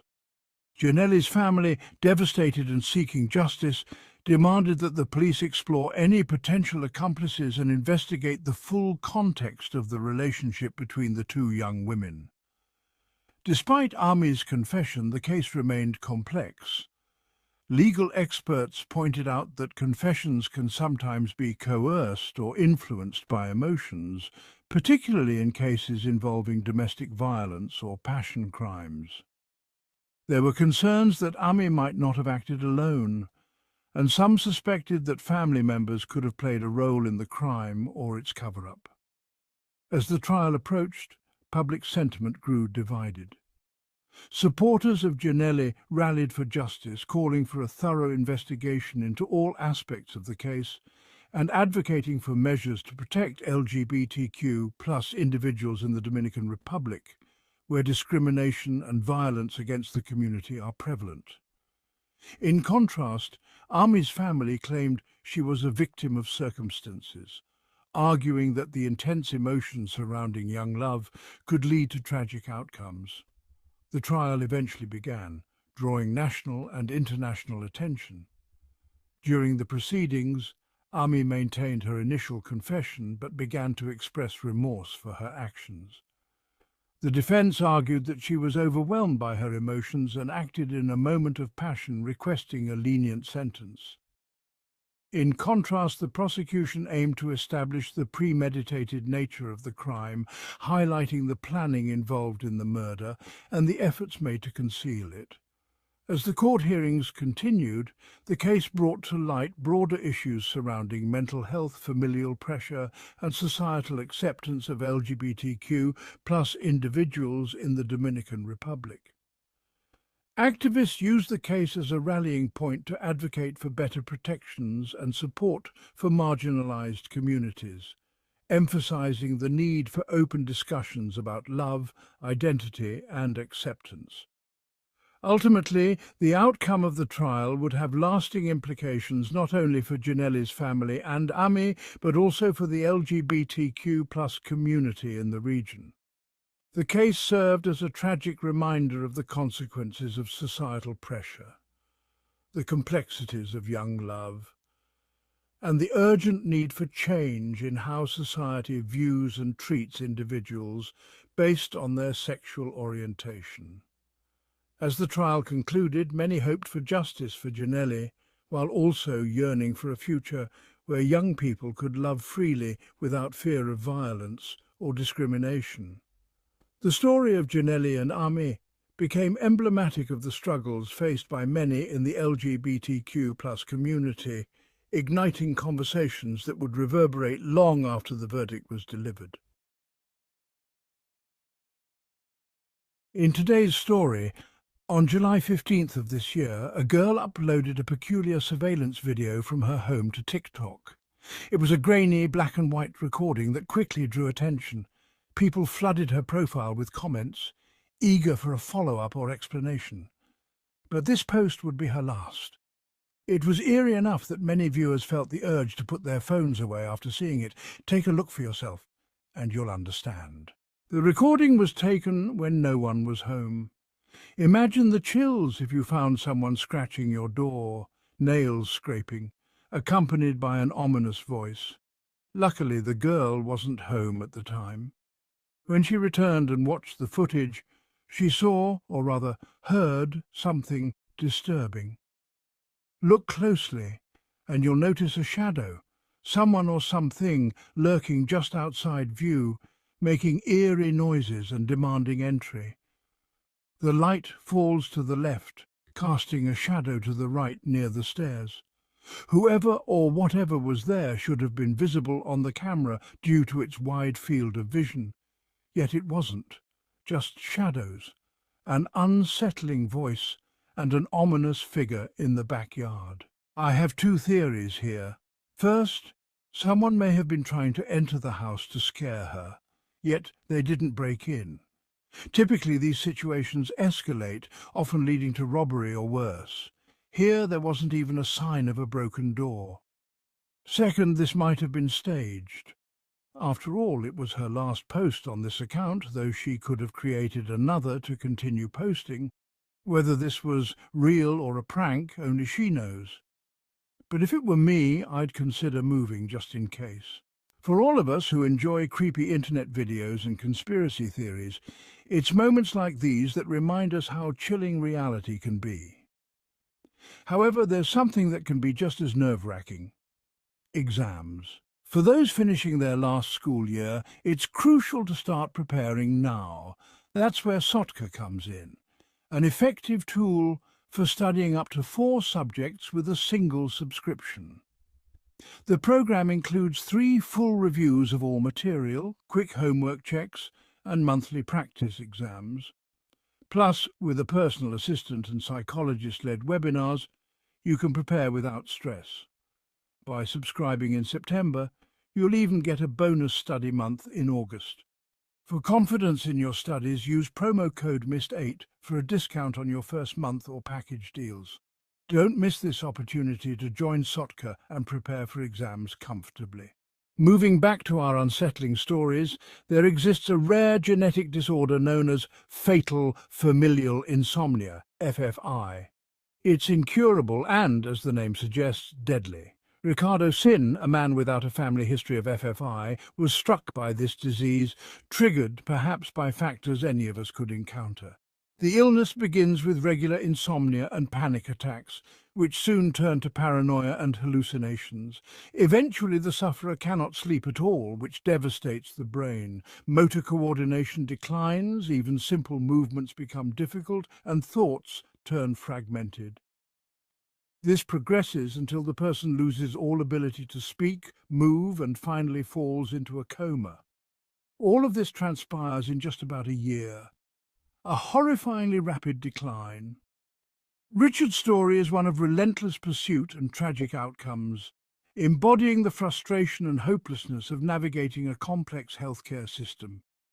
He suffered for years, from unexplained symptoms going from doctor to doctor with no answers. Finally, he reached a hospital in Beijing, which claimed it could treat his rare condition, a diagnosis that had puzzled countless other doctors. This hospital even claimed experience with a previous patient who had a similar disease, offering Richard a faint glimmer of hope. Yet this newfound hope was tempered by the daunting reality of two expensive procedures. Richard, determined to pursue treatment, scrambled to raise funds, even organising a fundraiser. But as his condition deteriorated, he was unable to collect the required amount in time, leaving his treatment plans unfinished. To make matters worse, Richard's illness was genetic in nature, a fact that bewildered the medical community, as he was the first in his family to be affected. How this could be possible became a mystery left unanswered. The nightmare had started just as he began a new job. Not long after, he caught an infection, likely a common one, but the timing was disastrous. Without insurance, Richard chose to confide in his boss, hoping for guidance. His boss, eager to help, offered him antibiotics from his own supply, convinced they'd help Richard recover quickly. But as Richard began taking them, he noticed things going terribly wrong. Instead of improving, he was plagued by severe insomnia, unrelenting pain, and a troubling tremor in his hands. Convinced the symptoms were due to the infection's progression, he continued with the antibiotics, desperate to get better so he could support his young son and ailing mother. But after 2 grueling weeks with no relief, Richard's exhaustion became unbearable. Desperate for sleep, he went to another doctor who prescribed sedatives to help. Though they worked briefly, their effectiveness soon diminished. Each day, his suffering grew worse as the side effects compounded. Medical experts would later suggest that his suffering might have stemmed from the very medication he had taken to get better. Ciprofloxacin, the antibiotic he was given, was known for severe and often irreversible side effects. On several reputable medical sites, the drug is flagged for risks that include permanent nerve damage, tendon ruptures, and a range of debilitating conditions. Richard's experience was unfortunately not unique. His suffering echoed that of other patients, such as Mateo Rojas. After taking ciprofloxacin, Mateo was left wheelchair-bound, dealing with ruptured tendons, psychosis, sharp memory loss, and even blindness. His case, too, had stemmed from the belief that antibiotics would cure his infection, a devastating example of how severe side effects can profoundly impact lives. Both Richard and Mateo's cases are cautionary tales that highlight the risks of taking medications without consulting medical professionals. Their stories underscore the importance of seeking careful medical advice and caution against accepting unverified recommendations from well-meaning friends or acquaintances. A similar tragedy is the harrowing story of Lauren Kavanagh, whose life was marked by unimaginable cruelty. Abandoned by her biological mother Barbara at birth, Lauren was placed in the loving care of foster parents who adored her, showering her with affection and attention. Lauren's foster family provided a stable, nurturing environment. However, this promising start was abruptly cut short. At just 2 years old, her biological mother returned and fought for custody. Despite her foster family's repeated expressions of concern, the courts ruled in Barbara's favour, as Lauren's foster parents continued their visits. They grew increasingly worried, noticing troubling signs of mistreatment. Lauren often had unexplained bruises, scratches and red spots on her body. Determined to protect her, her foster parents documented these injuries in 45 photographs, hoping they'd serve as evidence. Yet the court dismissed their attempts, shockingly accusing them of causing harm by photographing Lauren and awarding full custody to Barbara. From the moment she returned to her biological mother, Lauren's life descended into a nightmare of abuse. Confined to a small closet that doubled as her bedroom and toilet, Lauren was starved, beaten, and deprived of basic human needs.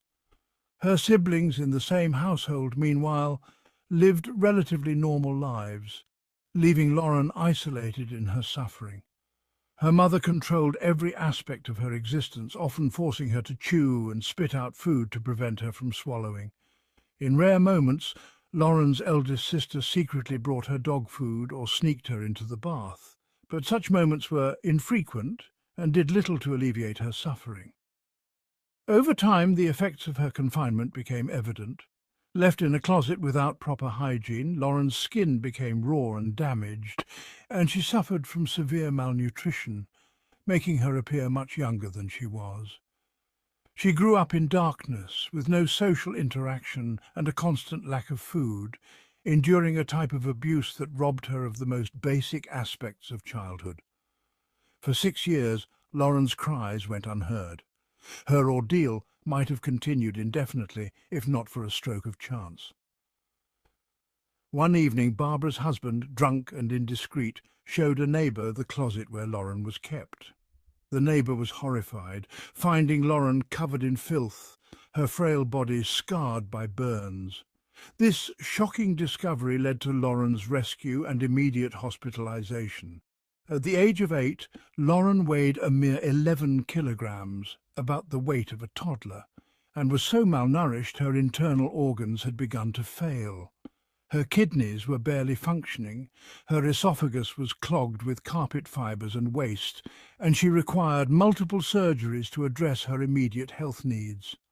Her foster family, who had fought tirelessly to save her, took her in once more, determined to give her the life she had been so brutally denied. Against all odds, Lauren began a long road to recovery. Her resilience amazed her doctors, who had initially believed she would not survive. With her foster family's help, she gradually learned to walk, speak and live again, overcoming physical and emotional scars. Over time, Lauren managed to complete high school and even went on to finish college, defying the grim predictions of her early years. But her trauma was far from resolved. The horrors she endured left psychological scars that even love and support couldn't fully heal. As an adult, Lauren battled deep depression, bipolar disorder, and episodes of intense aggression. She required hundreds of therapy sessions, countless medications, and consistent support from those around her. Tragically, her trauma ultimately led her into legal trouble when, at 25, she formed an inappropriate relationship with a 14-year-old girl. Rather than serving prison time, she was sent to a psychiatric facility where she continues to receive treatment. Meanwhile, the individuals who caused her such intense suffering, her biological mother and stepfather, were sentenced to life in prison. Yet even now, they hold the possibility of parole, eligible for release as early as 2031. A sobering reminder of the lack of justice in Lauren's case. Both Richard and Lauren's stories highlight the severe shortcomings of the medical and social systems meant to protect them. Richard's life was cut short due to inadequate medical oversight and the dangerous assumption that self-medication could replace professional care. Lauren's life, though saved, was irrevocably altered by a system that ignored clear signs of abuse, leaving her to endure years of unnecessary suffering. Despite their resilience, their stories serve as a sobering reminder of the devastating consequences that can arise when society fails to protect the vulnerable. For Richard, the lessons are in the risks of unchecked medications, while Lauren's life is a testament to the horrors that can unfold when authorities overlook signs of abuse. Together, their stories reveal the immense courage required to endure unimaginable pain and remind us of the responsibility we all share to look out for those who cannot protect themselves.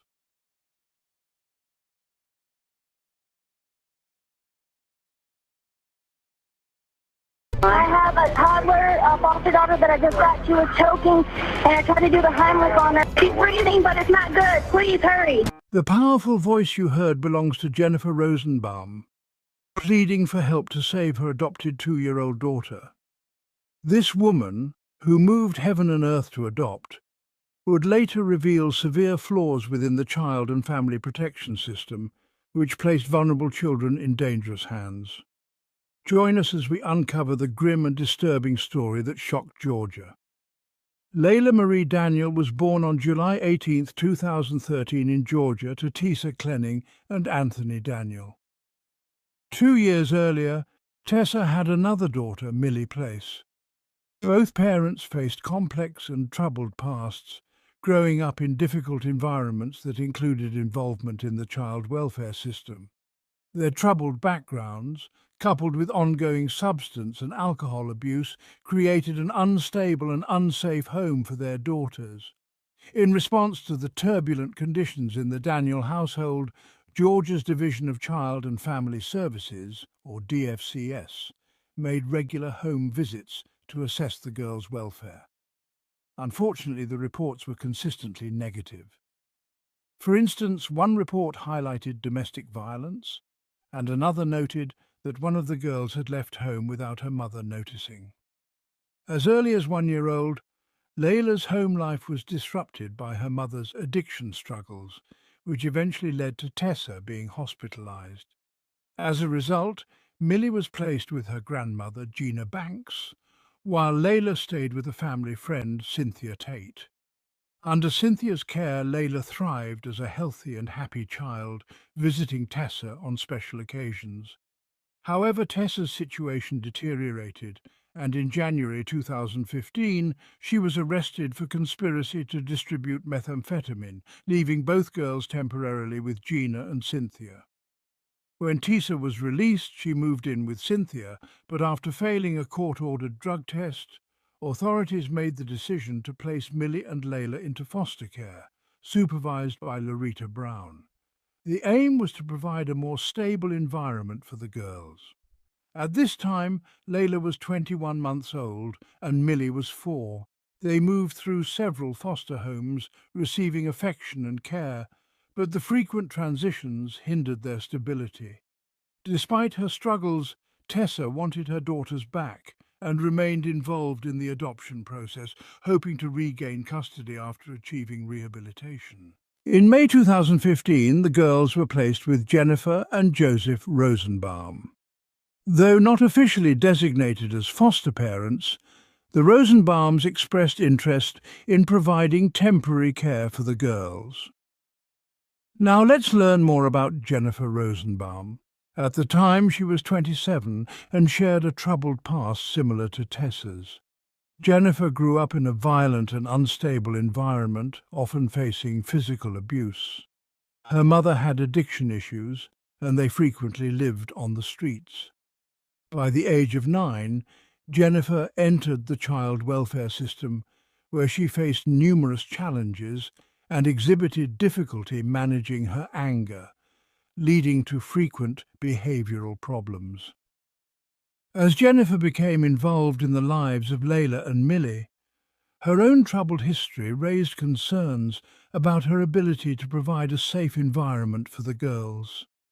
Yet she was determined to care for them and was actively involved in their lives, wanting to create a family despite her past. Jennifer entered the child welfare system at 9, grappling with anger management issues that led to numerous complaints about her behavior.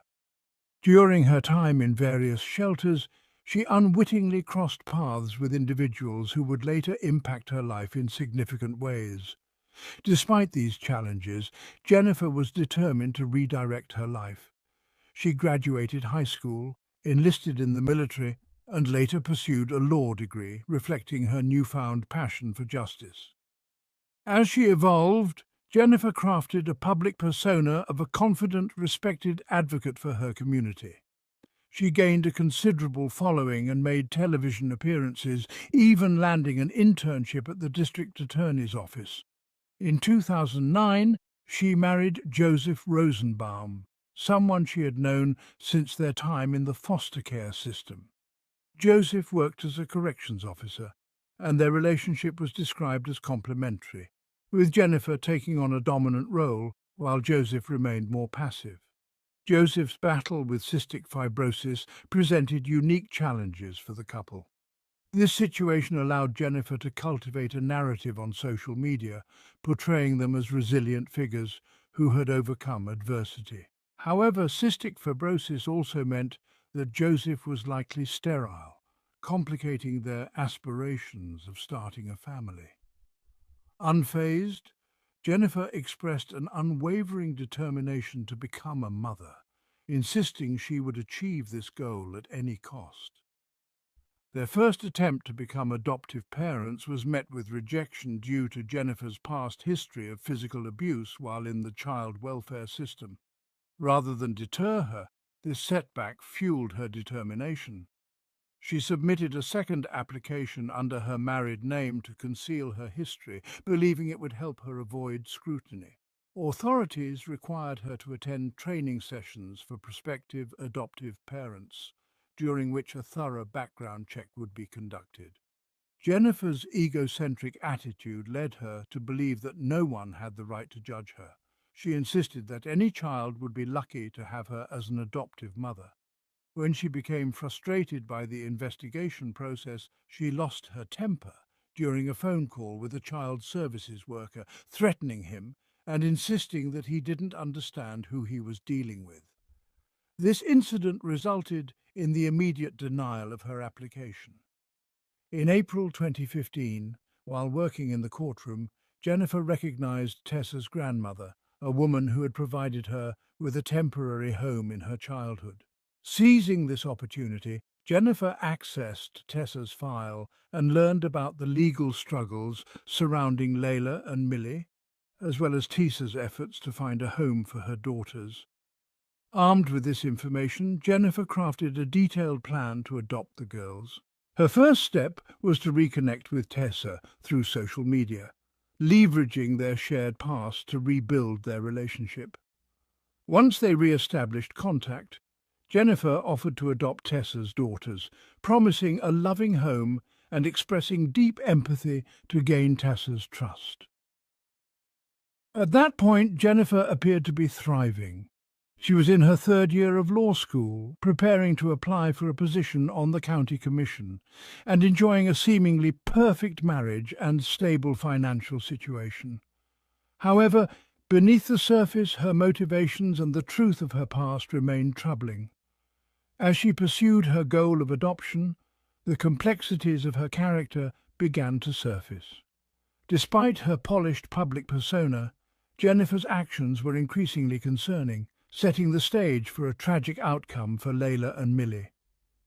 Tessa enjoyed a favourable social position and economic stability, along with a perfect marriage.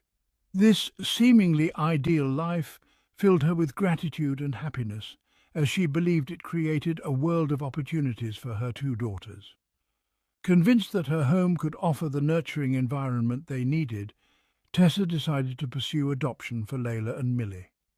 She reached out to the social worker managing their case to express her desire for the girls to meet the Rosenbaum couple, whom she believed could provide a good home. Layla, only 2 years old and still non-verbal, along with her 4-year-old sister Millie, began visiting the Rosenbaums. Millie took on the protective role for her younger sister during these visits. The girls were temporarily placed in a home overseen by Patricia Lambert, a diligent and responsible caregiver. Patricia kept meticulous notes about the sisters, ensuring that their needs were met. However, Patricia became concerned when she noticed that after visiting the Rosenbaums, Layla and Millie returned with unexplained burns and bruises. Alarmed, she reported these findings to the social services office, but her concerns were met with indifference. Patricia was not the type to give up easily, so she took the girls directly to social services on 2 occasions for medical evaluations due to their injuries. She supported her claims with photographs documenting the girls' wounds, but still, her alerts did not prompt a necessary investigation. Jennifer, the social worker assigned to the case, manipulated the narrative. She misled her superiors, suggesting that the girls' injuries were due to visits with their biological family. This claim was easily disproven by reviewing Patricia's detailed notes, yet the social services team chose to believe Jennifer. On July 24, 2015, a judge ordered that Layla and Millie be placed with Jennifer and Joseph Rosenbaum, ignoring the fact that the couple had not met the requirements or completed the necessary paperwork to adopt the girls. After the girls arrived at the Rosenbaums' home, Jennifer emailed Tessa claiming that social services had mandated a 30-day adjustment period during which the girls could not have any contact with her. This assertion was entirely false. During this time, Jennifer plotted ways to maintain control over Layla and Millie, inventing new excuses to prevent even minimal contact with their biological mother.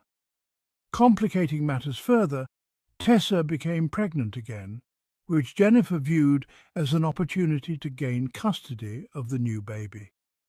Despite the tension surrounding the situation, Tessa reached out to Jennifer for updates and requested photos of her daughters. Jennifer had approximately 2,000 pictures of Millie, but only sent Tessa the oldest images. Under pressure from Tessa to see Layla, Jennifer eventually sent a photo that revealed a bruise around Layla's eye. When Tessa inquired about it, Jennifer claimed it was an accident that happened at a daycare, which raised questions since Layla had not been enrolled in any nursery or daycare program. Layla and Millie's case was assigned to a social worker responsible for monthly home visits. This worker was tasked with documenting the girls' physical and emotional well-being through individual conversations and thorough physical examinations.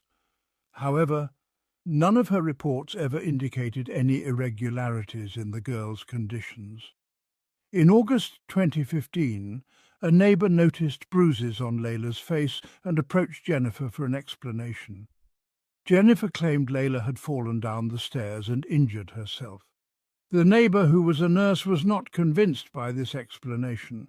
Concerned for Layla's well-being, she insisted that Jennifer take the girl to a children's hospital for evaluation. After several hours passed without any sign that Jennifer had taken action, the neighbour returned to confront her. She reiterated the necessity for Layla to see a specialist, stressing that head injuries could have serious consequences. Jennifer promised to take Layla to the doctor the next day, but her words did little to assuage the neighbour's concerns. The following months saw further troubling incidents involving Layla. In October, she sustained a leg injury and was rushed to a medical facility where doctors discovered a fracture. Jennifer claimed Layla had fallen while at her grandmother's house during a gym class. However, investigations revealed that Layla was not registered for any gym activity, casting doubt on Jennifer's account and raising serious concerns about the care the girls were receiving. Despite multiple reports and signs of distress, the social services team failed to respond adequately to Patricia's and the neighbours' warnings. The system's negligence allowed Layla and Millie to remain in a potentially harmful environment, where their safety and well-being were consistently overlooked. On the evening of November 17, 2015, an operator on the emergency line received a harrowing call from a woman named Jennifer, who was clearly distressed and in desperate need of help. She reported that her adoptive daughter, Layla, was struggling to breathe because a piece of chicken had lodged in her throat. For approximately 13 minutes, the operator guided Jennifer through cardiopulmonary resuscitation, CPR techniques and steps to help clear Layla's airway. However, Jennifer expressed her lack of confidence in performing these maneuvers correctly and feared that she might inadvertently harm the little girl. In her panic, she attempted to remove the obstruction using her fingers and even resorted to a butter knife, but unfortunately Layla could not withstand the ordeal and tragically died shortly after the call ended. When paramedics finally arrived at the Rosenbaum home, they found Layla's lifeless body, and despite their best efforts to revive her, it was too late. During their examination, they discovered significant injuries on Layla's body, including bruises on her back, which raised immediate red flags. When the paramedics inquired about Layla's medical history, Jennifer claimed ignorance, stating that she did not know because Layla was adopted. As they took Layla's body to the hospital, the paramedics noted the extensive injuries, which prompted them to alert the social worker and local authorities about the situation. Meanwhile, Layla's sister Millie was also taken to a health centre for examination. Medical staff found multiple bruises in various stages of healing on Millie's hip, head, arm and back, which were consistent with signs of child abuse. Although Millie's injuries were not as severe as Layla's, they nevertheless warranted a deeper investigation into the living conditions of the sisters. As a precaution, Millie was returned to the care of Patricia Lambert, the woman who had previously looked after the girls while the investigation unfolded. On November 18, 2015, just one day after Layla's death, an autopsy was conducted that revealed multiple injuries, including extensive bruising and fractures across Layla's body. Investigators determined that the cause of death was blunt force trauma to her abdominal area rather than an accidental choking incident, which had been initially suggested. In light of these findings, both Jennifer and Joseph Rosenbaum were arrested, but they were able to post bail almost immediately and return to their home. This development caused immense outrage among Layla and Millie's biological family and the wider community, who felt that justice was not being served. The case also sent shockwaves through the Child and Family Services Division, where an internal investigation led to the termination of the two social workers who had been responsible for monitoring the girls' case.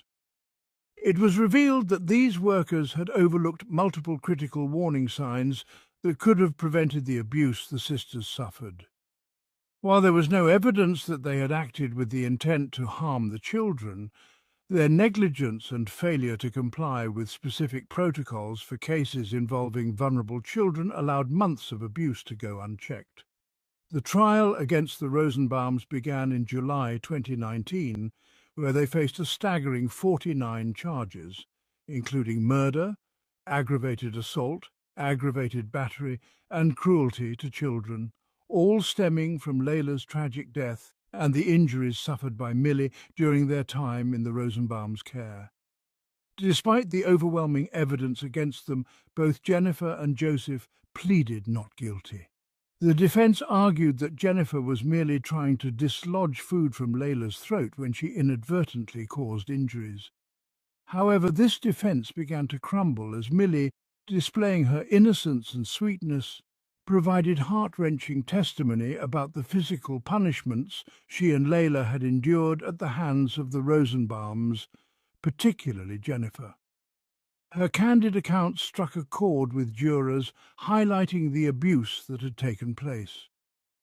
Ultimately, in October 2019, both Jennifer and Joseph were found guilty of the charges against them.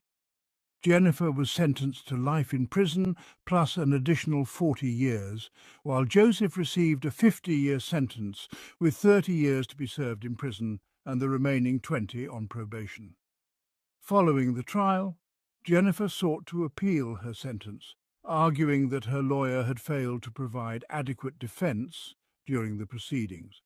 Her appeal was heard by the state Supreme Court in March 2023, but was ultimately denied, leaving the initial verdict intact.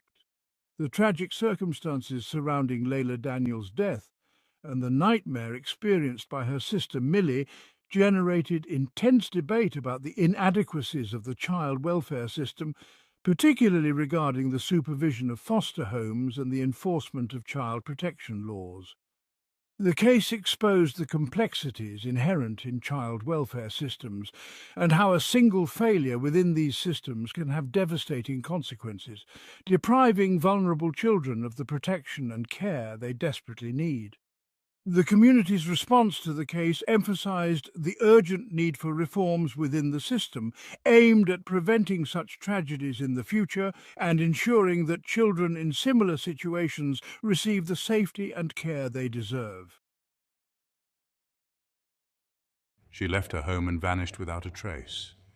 It was 62 years later that anyone discovered what had happened to her. A young woman left her house, and since that day, her whereabouts remained unknown. The search operation unfolded on an unprecedented scale, becoming one of the largest in the country's history. During the investigation, the authorities encountered numerous unexpected and disturbing discoveries, each adding to the complexity of the mystery. Years passed, and generations of investigators took turns, but the case remained unsolved. It grew into a legend in criminology, a symbol of an enduring mystery.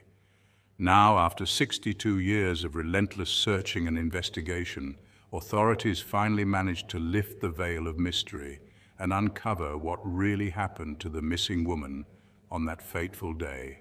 Candy Rogers was born on July 18, 1949, in Spokane, Washington. She was the only child in her family, but soon after her birth, her parents divorced.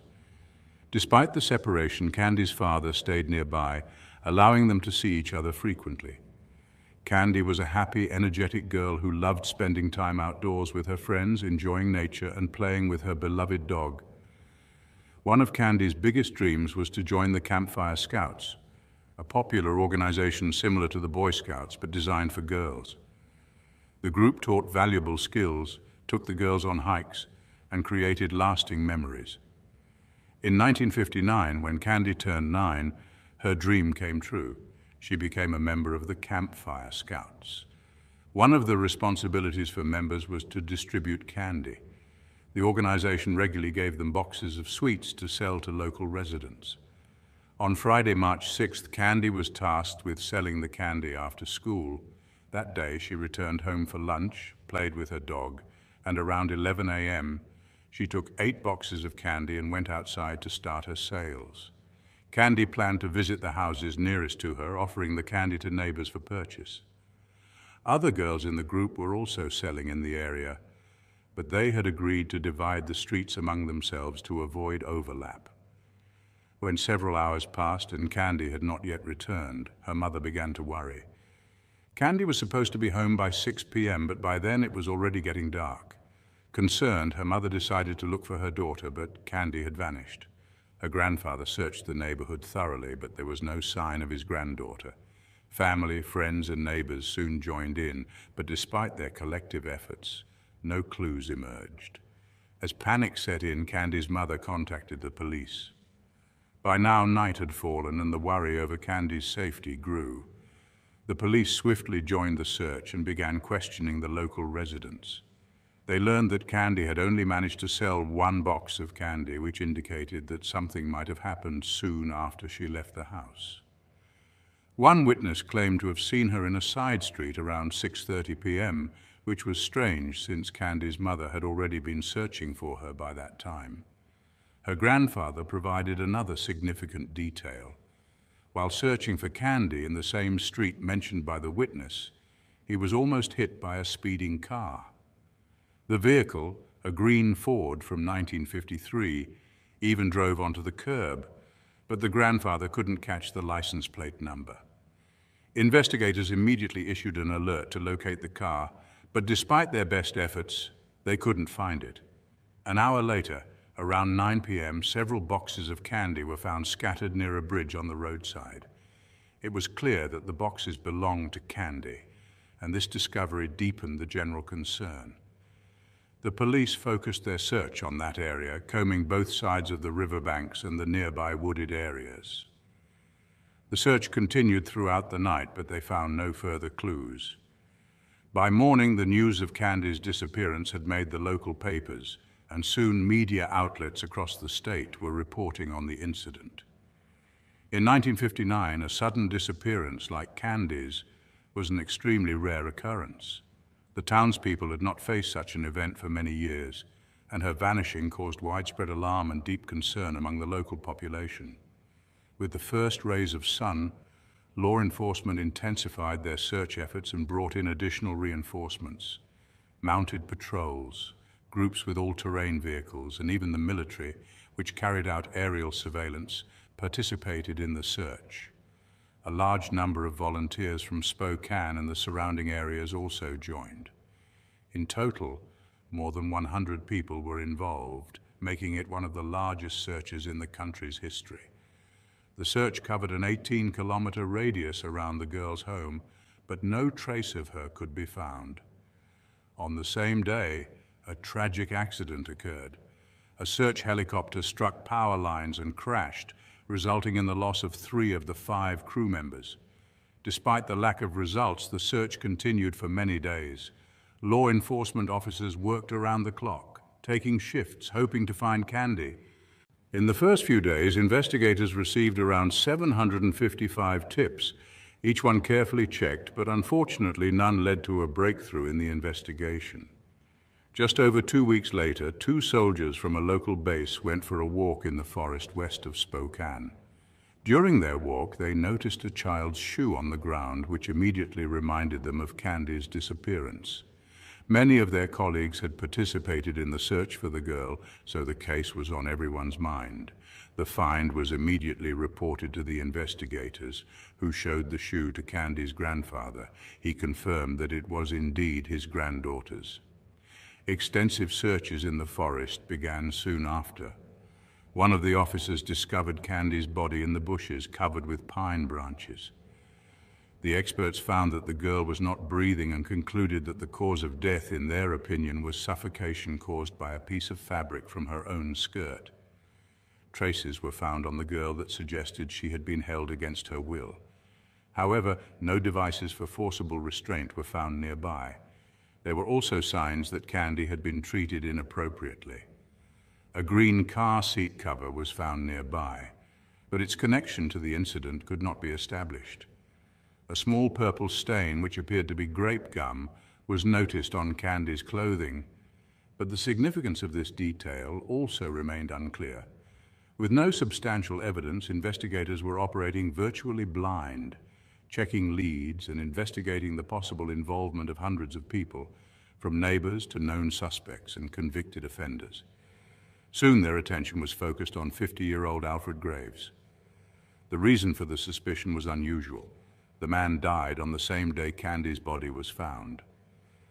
This happened in his car, not far from where Candy's candy boxes were found. He also lived only a few hundred meters from the girl's house. In Alfred's car, they found a rope and women's hair clips. When his apartment was searched, numerous newspaper clippings about crimes against women and girls were found. It turned out that many women had accused him of inappropriate behavior, and his wife even suspected him of being involved in Candy's disappearance. Despite this disturbing chain of facts, investigators could not find any convincing evidence linking Alfred to the incident. They were hesitant to clear him of suspicion, but were unable to confirm his guilt. Investigators continued their efforts, checking new suspects. A few months after the incident, they had an impressive list of names stretching several pages long. Law enforcement thoroughly investigated each one, but each time found no convincing evidence of involvement. Later, another person caught the attention of the investigators, Hugh Moores, who was arrested in 1961 for a number of offenses. An interesting detail was linked to Hugh. He was known to constantly chew grape gum, which reminded the investigators of the gum-like stain found on Candy's clothing. Another reason for suspicion was that a few months after Candy's disappearance, 2 similar cases occurred in the same area. Hugh had begun breaking the law at a young age. He was first arrested for inappropriate behavior toward a woman, but did not receive a severe punishment. He was merely discharged from the army, where he was serving at the time. Afterward, he committed several crimes in Los Angeles, for which he only spent 6 months in prison.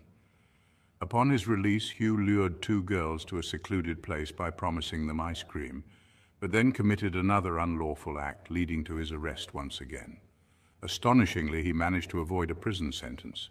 A medical commission diagnosed him with a personality disorder, after which he was placed in a closed mental institution. After 2 years, the doctors deemed him cured and released him. Hugh then moved to Spokane, where he continued his unlawful behavior. In November 1959, he entered the home of a 28-year-old woman and committed an unlawful act.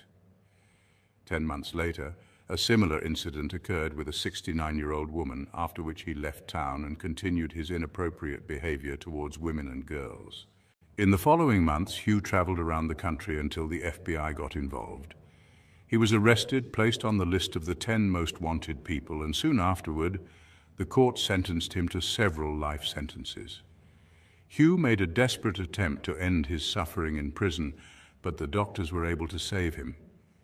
Investigators in Candy's case visited him several times, but Hugh denied any involvement. He even underwent a lie detector test, which indicated his sincerity. However, these tests are unreliable and hold no legal significance. Given Hugh's past and his presence in Spokane at that time, he remained the main suspect, but no evidence linked him to the case. 49-year-old Howard Barnett also attracted attention. In February 1960, he was arrested on suspicion of inappropriate behavior toward a minor. A few days later, a tragic incident involving Howard occurred in his cell at the Spokane precinct. He had previously left a message on the wall, "I have a sin before the Lord." His wife, who only found out about the arrest after the incident, asked the police if this had anything to do with the girl, referring to Candy. The investigators began to investigate but found no evidence. Nevertheless, Howard remained on the list of suspects, partly because he lived in the neighborhood of the missing girl. The police continued the investigation for years, collecting new information and checking other suspects. One day, a woman came forward claiming to have seen a green car following Candy on the day of her disappearance. Investigators searched intensively for this vehicle, but without success. In the following years, the case repeatedly returned to the focus of law enforcement, but each time the investigation reached a dead end. Interestingly, the investigators not only had to look for new clues, but also clear up false confessions. Throughout the entire investigation, 13 people claimed they were involved in Candy's disappearance. However, the police concluded that these individuals were misleading them. None could provide information known only to the real perpetrator, and at best repeated facts from newspaper articles. Amazingly, this phenomenon is typical of many sensational cases. People come to the police and take responsibility for crimes they did not commit. During the investigation, many officers in the police department changed positions, and each of them hoped they would be the one to solve the mystery. The Candy case became one of the most perplexing, not only in their city, but in the entire state. This incident deeply impacted the lives of many people. Before it, parents had little concern about letting their children play alone, but after Candy's disappearance, many reconsidered their approach to safety. In the early 2000s, the investigation was reopened, and a new investigator decided to use modern technology. Fortunately, by 1959, the police had professionally collected and stored all the evidence, allowing experts to discover traces of a man on Candy's clothing. Given the long storage period, the analysis was extremely challenging. However, after meticulous work, the specialists managed to create a DNA profile which was immediately entered into the FBI database. Unfortunately, no matches were found. The investigators also compared the profile with samples from many suspects, but they were unsuccessful in this regard as well. None of them were involved in Candy's disappearance. For all these years, many were convinced that Hugh Moores was responsible for this case, but the results of the investigation showed he was not. As a result, the investigation once again reached a dead end. Investigators had genetic material related to the Candy incident, but for a long time, they were unable to determine the identity of the person connected to it. Then, the situation changed. In 2021, when the case was reopened, a new investigator decided to use an advanced DNA analysis method, genetic genealogy. This technology had helped solve many complex cases, and the investigator hoped it would help complete one of the longest investigations in history. He turned to several specialized laboratories, but encountered an obstacle. To apply the method, it was necessary to examine the original DNA sample. Attempts to do this in different laboratories were unsuccessful, as experts concluded that the sample was too damaged to extract the required information. The investigator decided to try one last time and turned to another laboratory. Unexpectedly, this led to a breakthrough. The specialist managed to examine the sample using the most modern equipment and created the required profile. They then uploaded the data to genetic databases and began searching for distant relatives of the DNA owner. After meticulous work examining thousands of profiles, they narrowed the search area to a specific family. Further analysis showed that the sample most likely belonged to one of three brothers. However, by this time, all of them had unfortunately already passed away. Nevertheless, the researchers and investigators found out that one of the brothers had a daughter and immediately contacted her. The woman was shocked by the suspicion of her father's possible involvement in the incident with Candy. Despite the shock, she agreed without hesitation to help with the investigation. The genetic analysis of the daughter showed a close relationship to the biological material found on Candy's clothing. This information became the key to the investigation. Armed with this new knowledge, the investigators turned to a judge for permission to examine the grave of John Hoff, the woman's father. 6 decades after the incident, they managed to establish the identity of the man involved. John's DNA analysis was completely consistent with the previously found evidence. Interestingly, law enforcement had developed many theories over the years, but John was never among the suspects. An investigation into his past revealed his involvement in other unlawful acts. At the time of Candy's disappearance, he was 20 years old and lived near her home. John was serving in the military at a base close to where Candy's body was found. 2 years later, he committed unlawful acts against a woman using physical violence and restricting her freedom. Fortunately, the victim escaped. For this offense, John was sentenced to a short prison term, which led to his discharge from the army. After his release, John started a family and became the father of 4 children, 2 boys and 2 girls. From that point on, he no longer attracted attention from law enforcement and led a seemingly normal life. But now it became clear that behind this facade lay a dark past that no one suspected. Over the course of his career, John changed several jobs. At one point, he suffered a serious facial injury while working at a food packaging company due to contact with chemicals. This scar stayed with him for the rest of his life. John's life ended in June 1970. 11 years after the tragic incident with Candy, he left the world of his own will without leaving an explanation for his actions. Investigators also found out that Candy may have known him. It turned out that Candy was friends with his younger sister, who was 10 years old at the time. Years later, John's sister shared with investigators her memories of how she found comfort in her brother's arms after her friend's disappearance without knowing he was involved in the incident. Unfortunately, Candy's parents did not live to see the moment when the identity of the perpetrator was established. Candy's mother died in 2006, and her father, unable to cope with the grief, took his own life in 1963, 4 years after the tragedy. Nevertheless, the case was finally closed, marking one of the longest investigations in history. For over 62 years, not only various investigators, but whole generations of law enforcement officers worked on it. At the press conference announcing the solution to the case, only one officer was present who had been involved in the investigation for 19 years. He expressed his gratitude that fate had allowed him to experience this moment and learn the truth. John's daughter, who initially refused to believe her father was involved in this terrible event, eventually came to accept the truth. She described her father as a monster who had caused irreparable damage and expressed her regret that he was not held accountable during his lifetime.